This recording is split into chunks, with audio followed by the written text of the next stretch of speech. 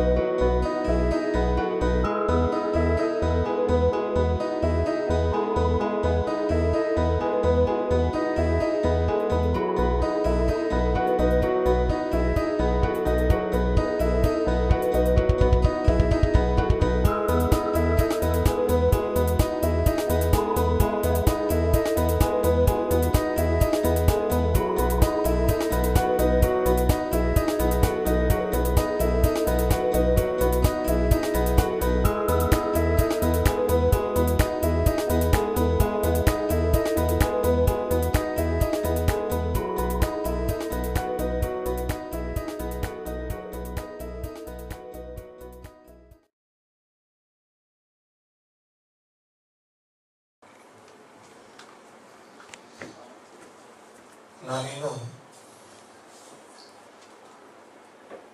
ವಿನತ ಮತ್ತು ಅಭಯ ಹಾಡಿದ ಮುಂದಿನಿಂದ ಹೋಗಿಲ್ಲ. ಅವ್ರ ಹಾಡು ನನಗೆ ಮತ್ತೊಬ್ಬ ಭಾಷಣ ಮಾಡೋದಕ್ಕಪ್ಪ ಅಂತ ಮಾತಾಡ್ತಾ ಇದ್ದೀನಿ. ತುಂಬಾ ಚೆನ್ನಾಗಿ ಹಾಡಿದ್ದಾರೆ.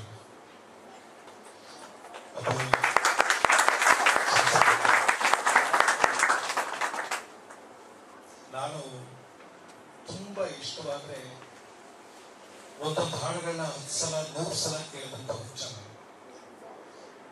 ಆದ್ರೆ ಎಷ್ಟೋ ಸಲ ಹಾಡುಗಳ ಗುಂಪು ನನ್ನ ತಲೆಯಿಂದ ಆಚೆ ಹೋಗೋದಿಲ್ಲ.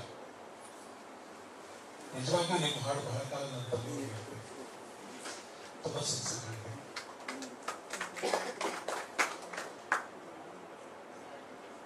ಅಪ್ಪಿ ಕನ್ನಡ ರಾಜ್ಯೋತ್ಸವ ಆಚರಿಸ್ತಾ ಇದ್ದೇವೆ. ನಾನು ಕನ್ನಡ ರಾಜ್ಯೋತ್ಸವದ ಭಾಷಣ ಮಾಡೋದಕ್ಕಿಂತ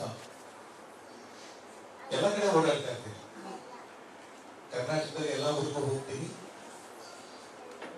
ಅಥವಾ ಭಾರತ ದೇಶದ ಬೇರೆ ಬೇರೆ ರಾಜ್ಯಗಳಿಗೆ ಹೋಗ್ತೀನಿ, ಅಥವಾ ಪ್ರಪಂಚದ ಬೇರೆ ಬೇರೆ ದೇಶಗಳಿಗೆ ಹೋಗ್ತೀನಿ. ಪ್ರಪಂಚದಲ್ಲಿ ಎಲ್ಲಿಯೂ ಒಂದು ಭಾಷೆಯ ಉತ್ಸವವನ್ನ ಹೀಗೆ ಮಾಡೋದನ್ನ ನಾನು ನೋಡಿಲ್ಲ. ಯಾರು ಅವರ ಭಾಷೆಯನ್ನು ಇಷ್ಟೊಂದು ಮೆರೆಸೋದಿಲ್ಲ. ನಾವೇ ಕೆಲಸ ಮಾಡ್ತಿದ್ದೀವಿ. ನೀವು ಚಪ್ಪಾಳೆ ಹೊಡೆದ್ಬಿಟ್ರಿ, ಇಲ್ಲೇ ನಾನು ಬೇರೆ ತರ ಹೇಳ್ತಿದ್ದೆ.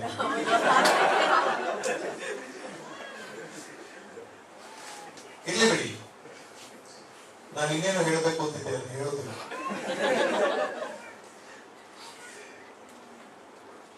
ನಾವು ಉತ್ಸವ ಮಾಡ್ತಿದ್ದೀವಿ.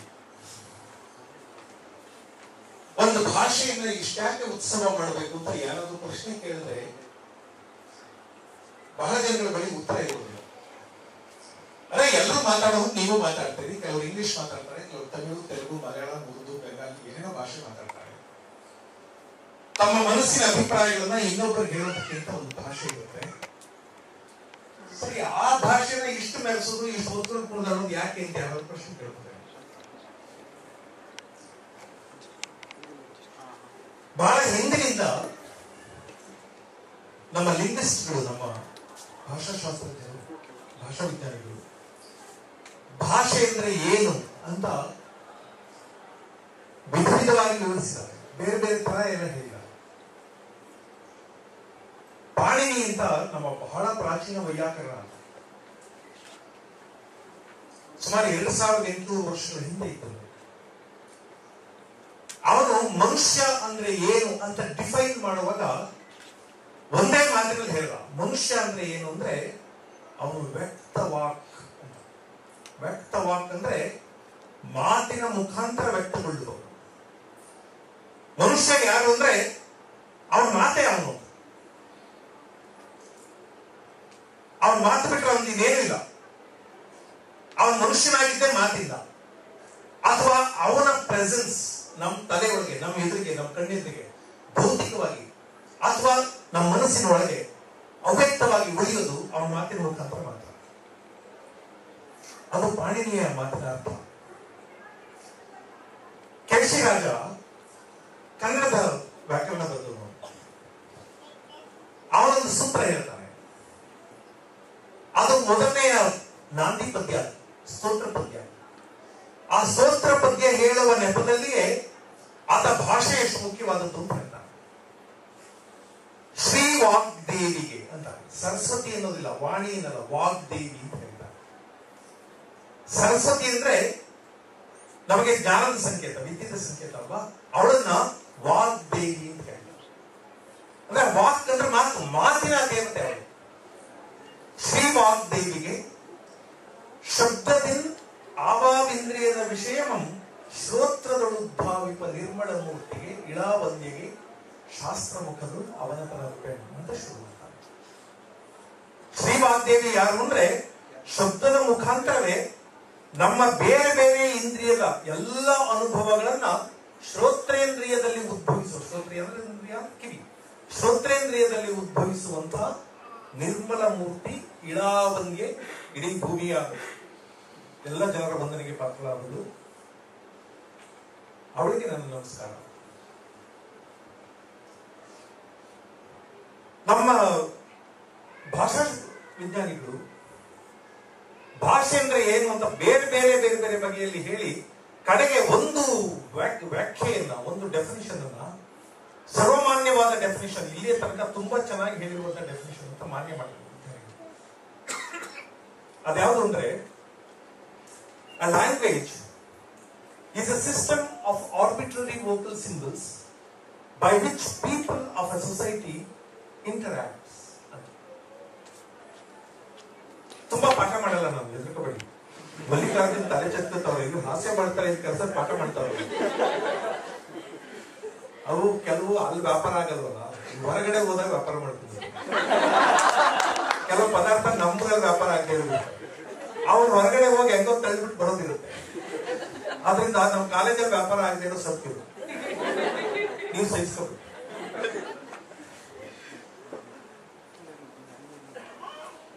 a system of arbitrary vocal symbols by which people of a society act and react, ಅಥವಾ people of a society interact. ಇದೆಲ್ಲವೂ ಭಾಷೆಯ ಕಮ್ಯುನಿಕೇಶನ್ ಆಸ್ಪೆಕ್ಟ್ ಅನ್ನು ಮಾತ್ರ ಹೇಳುತ್ತೆ, ಭಾಷೆಯ ಸಂವಹನ ಸಾಧ್ಯತೆಯನ್ನು ಮಾತ್ರ ಹೇಳುತ್ತೆ. ಆದ್ರೆ ಭಾಷೆ ಅಷ್ಟೇ ಅಲ್ಲ. ಅಷ್ಟೇ ಆಗಿದ್ರೆ ನಾವು ಇಷ್ಟೆಲ್ಲ ಪೂಜೆ ಮಾಡಬೇಕಾಗಿಲ್ಲ, ಇಷ್ಟೆಲ್ಲ ಒತ್ಕೊಂಡು ಮೆರಿಬೇಕಾಗಿಲ್ಲ, ಇಷ್ಟೆಲ್ಲ ಉತ್ಸವ ಮಾಡಬೇಕಾಗಿಲ್ಲ. ಈಗ ವಿಜ್ಞಾನಿಗಳು, ಸಮಾಜಶಾಸ್ತ್ರಜ್ಞರು, ಮಾನವಶಾಸ್ತ್ರಜ್ಞರು ಏನಂತ ಅರ್ಥ ಮಾಡ್ತಿದ್ದಾರೆ ಅಂದ್ರೆ, the language is your very personality. ನಿಮ್ಮ ಇಡೀ ವ್ಯಕ್ತಿತ್ವ. ನಾನೇ ಮೊನ್ನೆ ಎಲ್ಲಿಯೋ ಬರೆದೆ, ನಾವು ಆಡುವ ಮಾತಿನಲ್ಲಿ ನಮಗೆ ಸಂಬಂಧಿಸಿದ ಇಡೀ ಇತಿಹಾಸ ಮುದ್ರಣಗೊಂಡಿರುತ್ತೆ, ಪ್ರತಿ ಅಕ್ಷರದಲ್ಲಿ ಮುದ್ರಣಗೊಂಡಿರುತ್ತೆ. ನಾನಿಲ್ಲಿ ನಿಂತ್ಕೊಂಡು ಈಗ ಅಧ್ಯಕ್ಷರೇ ಅಂತ ಮಾತಾಡಿದೆ, ಮಲ್ಲಿಕಾರ್ಜುನ ಅವರೇ ಪ್ರೀತಿಯಿಂದ ಕರೆದಿದ್ದೀರಿ ಅಂತೆಲ್ಲ ಮಾತಾಡಿದ್ನಲ್ಲ, ಪ್ರೀತಿಯಿಂದ ಅನ್ನೋ ಶಬ್ದಕ್ಕೆ ಒಂದು ದೊಡ್ಡ ಇತಿಹಾಸ ಮುದ್ರಣ ಆಗಿರುತ್ತೆ. ಅದರೊಳಗೆ ಸಾವಿರಾರು ವರ್ಷಗಳ ಇತಿಹಾಸ ಒಂದೊಂದು ಶಬ್ದದಲ್ಲೂ ಮುದ್ರಿತವಾಗಿರುತ್ತೆ.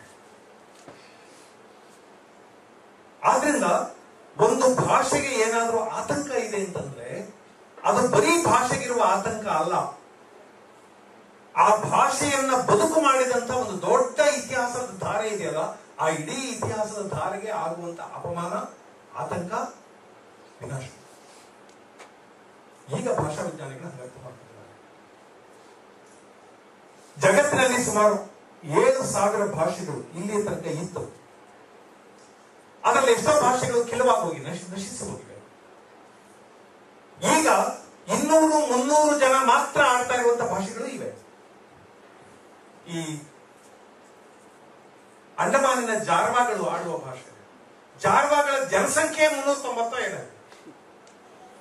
ಅವರೇ ಒಂದು ಭಾಷೆ ಮಾತಾಡ್ತಾರೆ, ಆ ಭಾಷೆ ಇಲ್ಲಿ ತನಕ ಯಾರು ಅಧ್ಯಯನ ಮಾಡೋಕ್ಕೂ ಆಗಿಲ್ಲ. ಇಂಥವು ಎಷ್ಟೋ ಭಾಷೆಗಳಿವೆ, 1,000 ಜನ ಆಡುವಂತ ಭಾಷೆಗಳಿವೆ. ಇಷ್ಟೆಲ್ಲ ಭಾಷೆಗಳು ಸೇರಿದ್ರೆ ಜಗತ್ತಲ್ಲಿ ಸುಮಾರು ಈಗ 4,500 ಭಾಷೆಗಳು ಅಸ್ತಿತ್ವದಲ್ಲಿವೆ ಅಂತಾರೆ. ಅಂದ್ರೆ ಸುಮಾರು 2,500 ಭಾಷೆಗಳು ನಾಶವಾಗುವುದಿಲ್ಲ. ಸಂಸ್ಕೃತದಂತ ಘನವಾದ ಭಾಷೆ ಇವತ್ತು ವ್ಯಾವಹಾರಿಕ ಭಾಷೆಯಾಗಿ ಉಳಿದಿಲ್ಲ. ಪ್ರಾಕೃತದಂತ, ಪೈಶಾಚಿಯಂತ, ಅಪಭ್ರಂಶದಂತ ಅದ್ಭುತವಾದ ಭಾಷೆಗಳು ವ್ಯವಹಾರದ ಭಾಷೆಯಲ್ಲೂ ಇಲ್ಲ, ಕೇಳೋಕ್ಕೂ ಸಿಗುವುದಿಲ್ಲ. ಅಂದ್ರೆ ಇಂಥ ಭಾಷೆಗಳೇ ಹೊರಟೋದ್ಮೇಲೆ ನಿಮ್ ಕನ್ನಡ ಹೋಗ್ಬಿಟ್ರೆ ಏನಾಗುತ್ತೆ?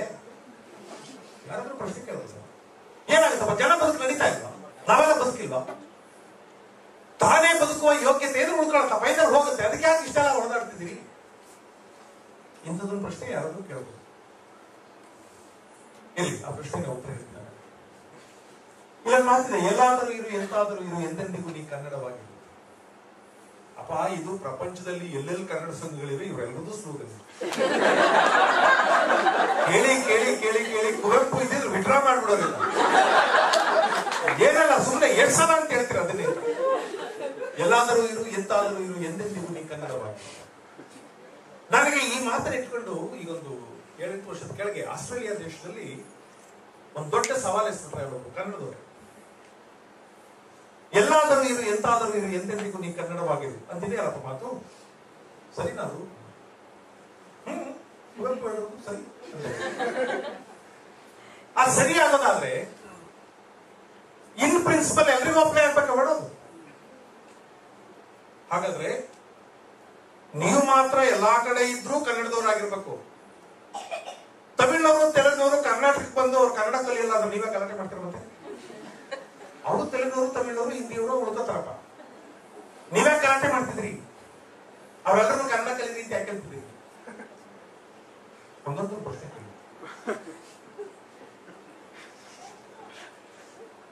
ನನ್ಗೆ ಒಳ್ಳೆ ಪಿಕ್ಲಾಟ ಪ್ರಶ್ನೆ. ನಾನು ಅವ್ರಿಗೆ ಹೇಳಿದೆ, ಕನ್ನಡವಾಗಿರುವುದು ಬೇರೆ, ಕನ್ನಡ ಮಾತಾಡೋದೇ ಬೇರೆ. ಕನ್ನಡ ಮಾತಾಡಿಯೇ ಕನ್ನಡವಾಗಿರ್ಬೇಕಾಗಿಲ್ಲ ಮನುಷ್ಯ.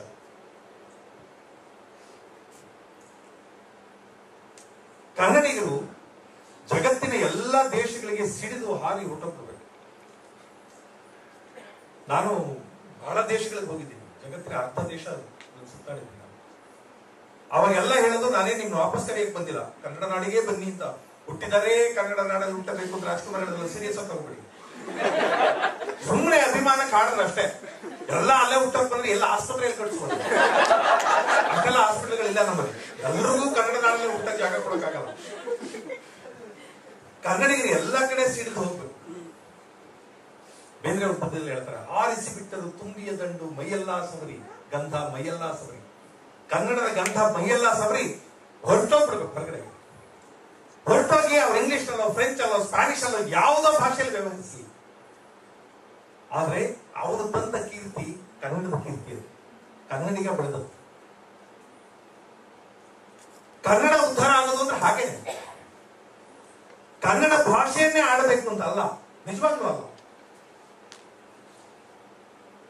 ಆದ್ರೆ ಕನ್ನಡವಾಗಿರೋದು ಅಂದ್ರೆ ಕುವೆಂಪು ಅಲ್ಲಿಯೇ ಹೇಳ್ತಾರೆ, ನೀ ಮೆಟ್ಟುವ ನೆಲ ಅದೇ ಕರ್ನಾಟಕ, ನೀನೇರುವ ಮಲೆ ಸಖ್ಯಾದ್ರಿ, ನೀ ಮುಟ್ಟುವ ಮರ ಶ್ರೀಗಂಧದ ಮರ, ನೀ ಕುಡಿಯುವ ನೀರು ಕಾವೇರಿ.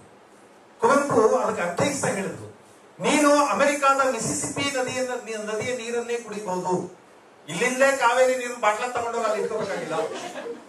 ಕಾವೇರಿ ಮಿಸಿಸಿಪಿ ನದಿಯ ನೀರನ್ನು ಕುಡಿಯುವಾಗ ನಿನಗೆ ಕಾವೇರಿ ನೆನಪಾದ್ರೆ ನೀನ್ ಕನ್ನಡಿಗಾಗಿದೀಯ ಅಂತ ಅರ್ಥ.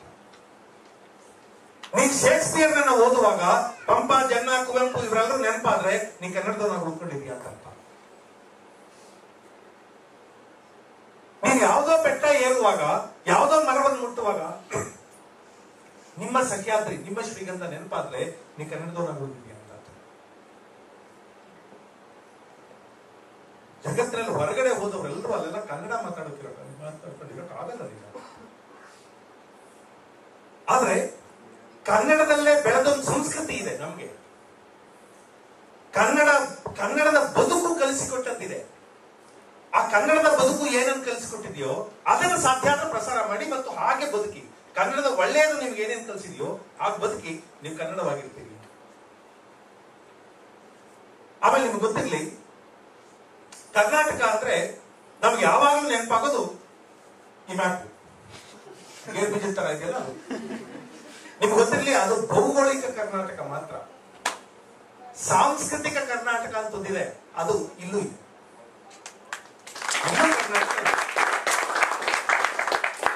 ಎಲ್ಲೆಲ್ಲಿ ಕನ್ನಡಿಗರು ಇರ್ತಾರೋ ಅಲ್ಲೆಲ್ಲ ಸಾಂಸ್ಕೃತಿಕ ಕರ್ನಾಟಕ ಜೀವಂತವಾಗಿರುತ್ತೆ. ಆದ್ರಿಂದ ಈಗ ಈ ಹೊತ್ತಿಗೆ ಇದು ಕರ್ನಾಟಕ. ನಾವೇನ್ ಮಾತಾಡ್ತಿದೀವೋ, ನಾವು ವ್ಯವಹರಿಸಿದೀವಿ, ನಾವು ಹಾಡ್ತಿದೀವಿ, ಇದೆಲ್ಲವೂ ಕರ್ನಾಟಕ.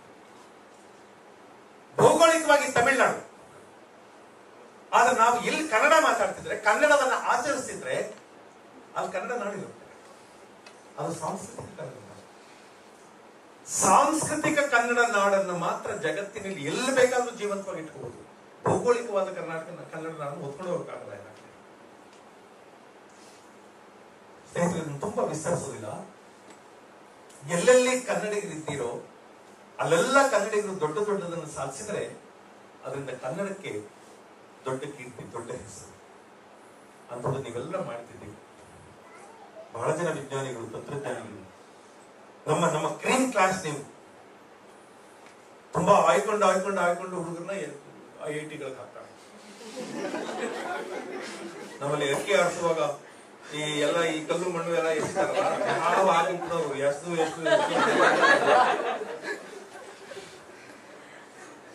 ನೀವು ಚೆನ್ನಾಗಿರೋದನ್ನ ಆಯ್ಕೊಂಡು ಒಂದ್ ಕಡೆ ಹಾಕ್ತಾರಲ್ಲ, ನೀವು ಒಂದು ಕಡೆ ಹಾಕಿದವರು. ಇಲ್ಲಿ ನಿಮ್ಮಂತವ್ರ ಜೊತೆ ನನಗೊಂದಿಷ್ಟು ಮಾತಾಡೋ ಅವಕಾಶ ಸಿಕ್ಕಿದೆ. ಅದು ನನ್ನ ಸಂದ ಬಹಳ ದೊಡ್ಡ ಗೌರವ. ನಾನು ತುಂಬಾ ಜನ ಬುದ್ಧಿವಂತರು, ಮೇಧಾವಿಗಳು, ನಾಳೆಯ ಬಹಳ ದೊಡ್ಡ ಭವಿಷ್ಯ ಇಟ್ಕೊಂಡ್ರು, ಈ ದೇಶದ ಹಣೆ ಬರ ಬರೆಯುವುದು ಅಥವಾ ಜಗತ್ತಿನ ಇನ್ಯಾವುದೋ ದೇಶದಲ್ಲಿ ಬಹಳ ದೊಡ್ಡ ಹೆಸರು ಮಾಡುವುದು ಅಂತವರೆಲ್ಲ ಇಲ್ಲಿದ್ದೀವಿ. ನಿಮ್ಮ ಎದುರಿಗೆ ಮಾತಾಡೋದು ನನಗೆ ಬಹಳ ದೊಡ್ಡ ಗೌರವ ಅಂತ.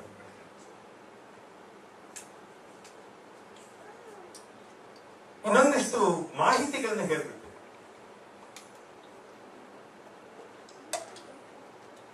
ಅಮೆರಿಕದ ಡ್ಯಾಲಸ್ ನಲ್ಲಿ ಒಂದು ಲಿಂಗ್ವಿಸ್ಟಿಕ್ ಇನ್ಸ್ಟಿಟ್ಯೂಟ್ ಇದೆ. ಅವರು ಜಗತ್ತಿನ ಎಲ್ಲಾ ಭಾಷೆಗಳ ಶಬ್ದಕೋಶವನ್ನ ಒಂದು ಸರ್ವೆ ಮಾಡಿದ್ದಾರೆ. ಹಾಗೆ ಮಾಡಿ ಅವರ ಸಾಹಿತ್ಯ ಮತ್ತು ಶಬ್ದಕೋಶಗಳನ್ನ ಅರ್ಥೈಸಿಕೊಂಡು ಒಂದು ತೀರ್ಪು ಕೊಟ್ಟಿದ್ದಾರೆ. ಆ ತೀರ್ಪಿನ ಪ್ರಕಾರ ಪ್ರಪಂಚದ 4,500 ಭಾಷೆಗಳಲ್ಲಿ ಅತ್ಯಂತ ಪ್ರಭಾವಶಾಲಿ ಪರಿಣಾಮಕಾರಿಯಾದಂಥ 25 ಭಾಷೆಗಳಲ್ಲಿ ಕನ್ನಡ ಇದೆ.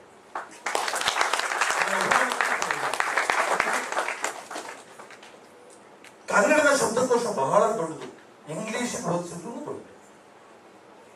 ನಾನು ಇದನ್ನು ಜವಾಬ್ದಾರಿಯಿಂದ ಹೇಳ್ತೀನಿ, ಯಾಕೆಂತ ಹೇಳ್ತೀನಿ. ಕನ್ನಡದ ಲಿಪಿ ಇದೆಯಲ್ಲ, ಜಗತ್ತಿನಲ್ಲಿ ಸುಮಾರು 250ರಿಂದ 300 ಲಿಪಿಗಳಿವೆ. ಆ 250-300 ಲಿಪಿಗಳಲ್ಲಿ ಅತ್ಯಂತ ಸುಂದರವಾದ, ಅತ್ಯಂತ ತಾರ್ಕಿಕವಾದ ಲಿಪಿಗಳು ಅಂತ ನೀವು 5 ಲಿಪಿಗಳನ್ನು ತೆಗೆದಿಟ್ರೆ ಆ 5 ಲಿಪಿಗಳಲ್ಲಿ ಕನ್ನಡ ಲಿಪಿ ಇದೆ. ವಿನೋಬಾ ಭಾವೆಯವರಿಗೆ 13 ಭಾಷೆಗಳಲ್ಲಿ ಪ್ರಭುತ್ವ ಇತ್ತು ಅಂತಾರೆ. ಅವರು ಕನ್ನಡದ ಲಿಪಿಯನ್ನ ಲಿಪಿಗಳ ರಾಣಿ ಅಂತ ಕರೆದರು, queen of all scripts of India ಅಂತ ಕರೆದರು. ನಾವೆಲ್ಲ ಇಂಗ್ಲಿಷ್ ಬಹಳ ಅದ್ಭುತವಾದ ಭಾಷೆ ಅಂತ ಅಂದ್ಕೊಂಡಿದ್ವಿ. ನಾನು ಇಂಗ್ಲಿಷ್ ಮೇಲೆ ಏನೋ ದ್ವೇಷ ಇದೆ, ಸತ್ಯವಾಗ್ಲೂ ಇಲ್ಲ. ನನಗೆ ಬರೋದಿಲ್ಲ ಅಂತ ಸುಮ್ಮನೆ ಯಾಕಂದ್ರೆ ಬೈಲಿ. ಇಂಗ್ಲಿಷಿನ ಜನಗಳ ಬಗ್ಗೆ ನನಗೆ ಬಹಳ ಗೌರವ ಇದೆ. ಬಹಳ ಅದ್ಭುತವಾದ ಜನ ಅವರು. ಅವ್ರು ನಮ್ಮನ್ನ ಆಳಿದ್ರು, ಅದೇನೋ ಅನ್ಯಾಯ ಮಾಡಿದ್ರು, ದೋಚಿದ್ರು, ಇವೆಲ್ಲ ಸದ್ಯಕ್ಕೆ ಮರ್ತ್ಬಿಡಿ. ಆದ್ರೆ ಒಂದು ಹಿಡಿಯಷ್ಟು ಸಣ್ಣ ದೇಶದ ಜನ, ಆ ಕಾಲಕ್ಕೆ ಬರೀ 3 ಕೋಟಿ ಜನಸಂಖ್ಯೆ, ಬರೀ 3 ಕೋಟಿ ಜನಸಂಖ್ಯೆ ಇದ್ದವರು ಈ ಜಗತ್ತಿನಲ್ಲಿ ಎಂದೂ ಮುಳುಗದ ಸೂರ್ಯನ ಸಾಮ್ರಾಜ್ಯ ಕಟ್ಟಿದ್ರಲ್ಲ, ಎಂತ ತಾಕತ್ತಿರೋ ಜನ ಇದ್ದಾರೆ. ಅವ್ರ ಬಗ್ಗೆ ನನಗೆ ಗೌರವ ಇದೆ. ಆದ್ರೆ ಅವ್ರ ಭಾಷೆ ಇದೆಯಲ್ಲ, ಅಂತ ಗನಂದಾರಿ ಭಾಷೆ ಏನಾಗಲಿಲ್ಲ.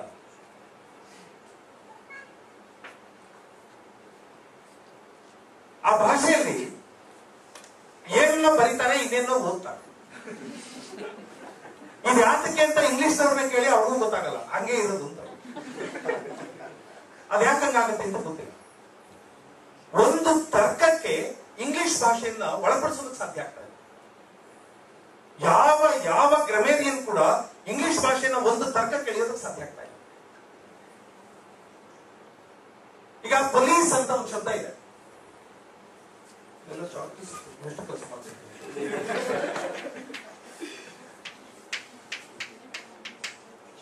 ಪೊಲೀಸ್ ಅಂತ ಒಂದು ಶಬ್ದ ಇದೆ. ಇದನ್ನು ತೆಗೆದು ಟಿ ಹಾಕಿ ಪೊಲೈಟ್ ಅಂತ ಆಗುತ್ತೆ ಅಲ್ವಾ? ಈಗ ಇಲ್ಲಿ ಸಿ ಇದ್ರೆ ಪೊಲೀಸ್ ಅಂತೀವಿ, ಅಂದ್ರೆ ಇದರ ಉಚ್ಚಾರಣೆ ಏನು, ಲೀ ಅಲ್ಲ. ಈ ಟಿ ಹಾಕ್ಬಿಟ್ರೆ ಇದ್ರ ಉಚ್ಚಾರಣೆ ಲೈ ಆಗುತ್ತೆ. ಆದ್ರೆ ನೀವು ಅಲ್ಲಾಡಿಸಿರೋದು ಇಲ್ಲೇ, ಇದಕ್ಕೆ ಅಲ್ಲಾಡ್ಬೇಕು. ನೀವು ಅಕ್ಷರ ಒಂದಕ್ಷರ ಇಲ್ಲಿ ಚೇಂಜ್ ಮಾಡಿದ್ರೆ ಈ ಹಿಂದಿನ ಅಕ್ಷರ ಯಾಕೆ ಅಲ್ಲಾಡ್ತದೆ ಕೇಳಿ, ಅವ್ರು ಗೊತ್ತಿಲ್ಲ. ನಾವ್ ಎಲ್ಲಿ ಚೇಂಜ್ ಮಾಡ್ತೀವೋ ಅಲ್ಲ ಆಗ್ಬೇಕಪ್ಪ, ಅಲ್ಲೇ ಚೇಂಜ್ ಆಗ್ಬೇಕು. ಗೊತ್ತಿಲ್ಲ ಯಾಕಂಗಾಗುತ್ತೆ. ಇಂಗ್ಲಿಷ್ ನಲ್ಲಿ ಈ ಪ್ರಾಬ್ಲಮ್ ಇದೆ.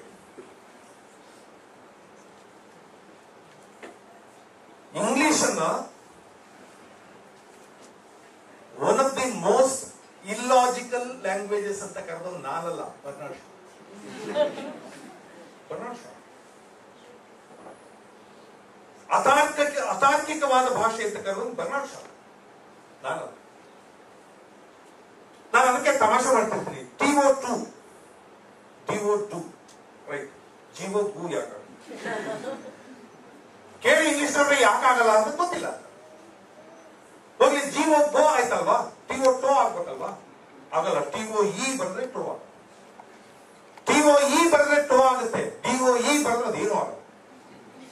ಡೋ ಆಗ್ಬೇಕು ಅಂದ್ರೆ DOUGH ಬರೆದ್ರೆ ಅದು ಡೋ ಅಂತ. DOUGH ಡೋ ಆದ್ಮೇಲೆ ROUGH ರೋ ಆಗ್ಬೇಕಲ್ವಾ? ಆಗಲ್ಲ, ರೋ ಆಗ್ಬೇಕಾದ್ರೆ ROW ಹಾಕ್ಬೇಕು. ROW ರೋ ಆಗೋದಾದ್ರೆ COW ಕೋ ಆಗ್ಬೇಕಲ್ವಾ? COW ಕೌ ಆದ್ಮೇಲೆ LOW ಲವ್ ಆಗ್ಬೇಕಲ್ವಾ? LOV ಬರೆದ್ರೆ ಲವ್ ಆಗ. LOV ಲವ್ ಆದ್ಮೇಲೆ DROV ಡ್ರೋ ಆಗ್ಬೇಕಲ್ವಾ? ಅಥವಾ ಅದು ಡ್ರೋ ಆಗುತ್ತೆ. ಅವಿಯಾಗಿ ಪ್ರೂವ್ ಆಗ್ಬೇಕಲ್ವಾ? ಅಲ್ಲ, ಅದು ಪ್ರೂವ್ ಆಗುತ್ತೆ. ಏನ್ ಪ್ರೂವ್ ಆಗತ್ತೆ ಅಂದ್ರೆ ಇಂಗ್ಲಿಷ್ ಯಾವ ಲಾಜಿಕ್ಕೂ ಇಲ್ಲ.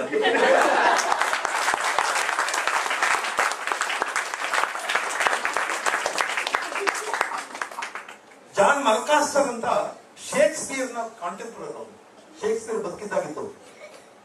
ಅವನ ಇಂಗ್ಲಿಷ್ ಭಾಷೆ ಬಗ್ಗೆ ಕೆಲವು ಸಾಲುಗಳು ಬರ್ತಿದ್ದಾರೆ. My English tongue is of the very short reach. My English tongue is of the very short reach. It reacheth no further than this island of ours. ನಮ್ಮ ಸಣ್ಣದೊಂದು ದ್ವೀಪದಿಂದ ಆಚೆಗೆ ಇಂಗ್ಲಿಷ್ ಭಾಷೆ ತಲುಪೋದಕ್ಕೆ ಸಾಧ್ಯ ಇಲ್ಲ ಅಂತ ಹೇಳ್ತಾರೆ ಜಾನ್ ಮಲ್ಕಾಸ್. ಶೇಕ್ಸ್ಪಿಯರ್ ಬರುವ ತನಕ ಇಂಗ್ಲಿಷಿಗೆ ಒಂದು ಘನತೆ ಇದೆ ಅಂತ ಜಗತ್ತಿನಲ್ಲಿ ಯಾರೂ ಕನ್ಸಿಡರ್ ಮಾಡಿರಲಿಲ್ಲ. ಶೇಕ್ಸ್ಪಿಯರ್ ಬಂದು 500 ವರ್ಷ ಅಷ್ಟೇ ಆಯ್ತು. ಮೈಕಲ್ ಫ್ಯಾರಡೆ ಬರೋ ತನಕ ಇಂಗ್ಲಿಷ್ ಅನ್ನ ವಿಜ್ಞಾನದ ಭಾಷೆಯಾಗಿ ಯಾರು ಬಳಸ್ತಿರ್ಲಿಲ್ಲ. ಇಂಗ್ಲಿಷ್ ಭಾಷೆಗೆ ಒಂದು ಅಕಾಡೆಮಿಕ್ ಡಿಗ್ನಿಟಿ ಇದೆ ಅಂತ ಯಾರು ತಿಳ್ಕೊಂಡಿರಲಿಲ್ಲ. ಅದರಿಂದಾಗಿಯೇ ಮೆಡಿಕಲ್ ಸೈನ್ಸ್ ಅಲ್ಲಿ, ಬಯಾಲಜಿನಲ್ಲಿ, ಈ ಎಲ್ಲ ಸೈಕಾಲಜಿನಲ್ಲಿ, ಎಲ್ಲಾ ಶಾಖೆಗಳಲ್ಲಿ ಲ್ಯಾಟಿನ್ ಇಂದ ಗ್ರೀಸಿನಿಂದ ಶಬ್ದಗಳನ್ನು ತಗೊಂಡು ಬರ್ತಾರೆ. ಯಾವ್ದಾದ್ರು ಟೆಕ್ನಿಕಲ್ ಟರ್ಮ್ಸ್ ಬಳಸಬೇಕಾದ್ರೆ, ಪರಿಭಾಷೆಯನ್ನು ಬಳಸಬೇಕಾದ್ರೆ ಲ್ಯಾಟಿನ್ ಇಂದ ಗ್ರೀಸಿನಿಂದ ಶಬ್ದಗಳು ತಗೊಳ್ತಾರೆ. ಇಂಗ್ಲಿಷ್ ಶಬ್ದಗಳನ್ನು ಬಳಸಬಾರದು. ಯಾಕೆಂದ್ರೆ ಇಂಗ್ಲಿಷ್ ಒಂದು ಅಕಾಡೆಮಿಕ್ ಡಿಗ್ನಿಟಿ ಇಲ್ಲ ಅಂತ ತಿಳ್ಕೊಂಡಿದ್ದಾರೆ.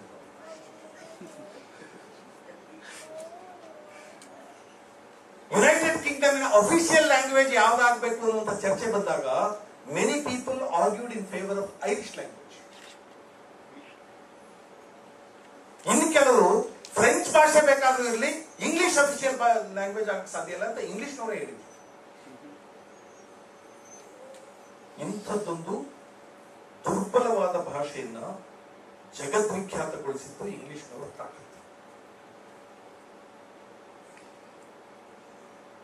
ವರ್ಣಮಾಲೆಯಲ್ಲಿ ಒಂದು ಶಿಸ್ತಿಲ್ಲ, ಉಚ್ಚಾರಣೆಯಲ್ಲಿ ಒಂದು ತರ್ಕ ಇಲ್ಲ.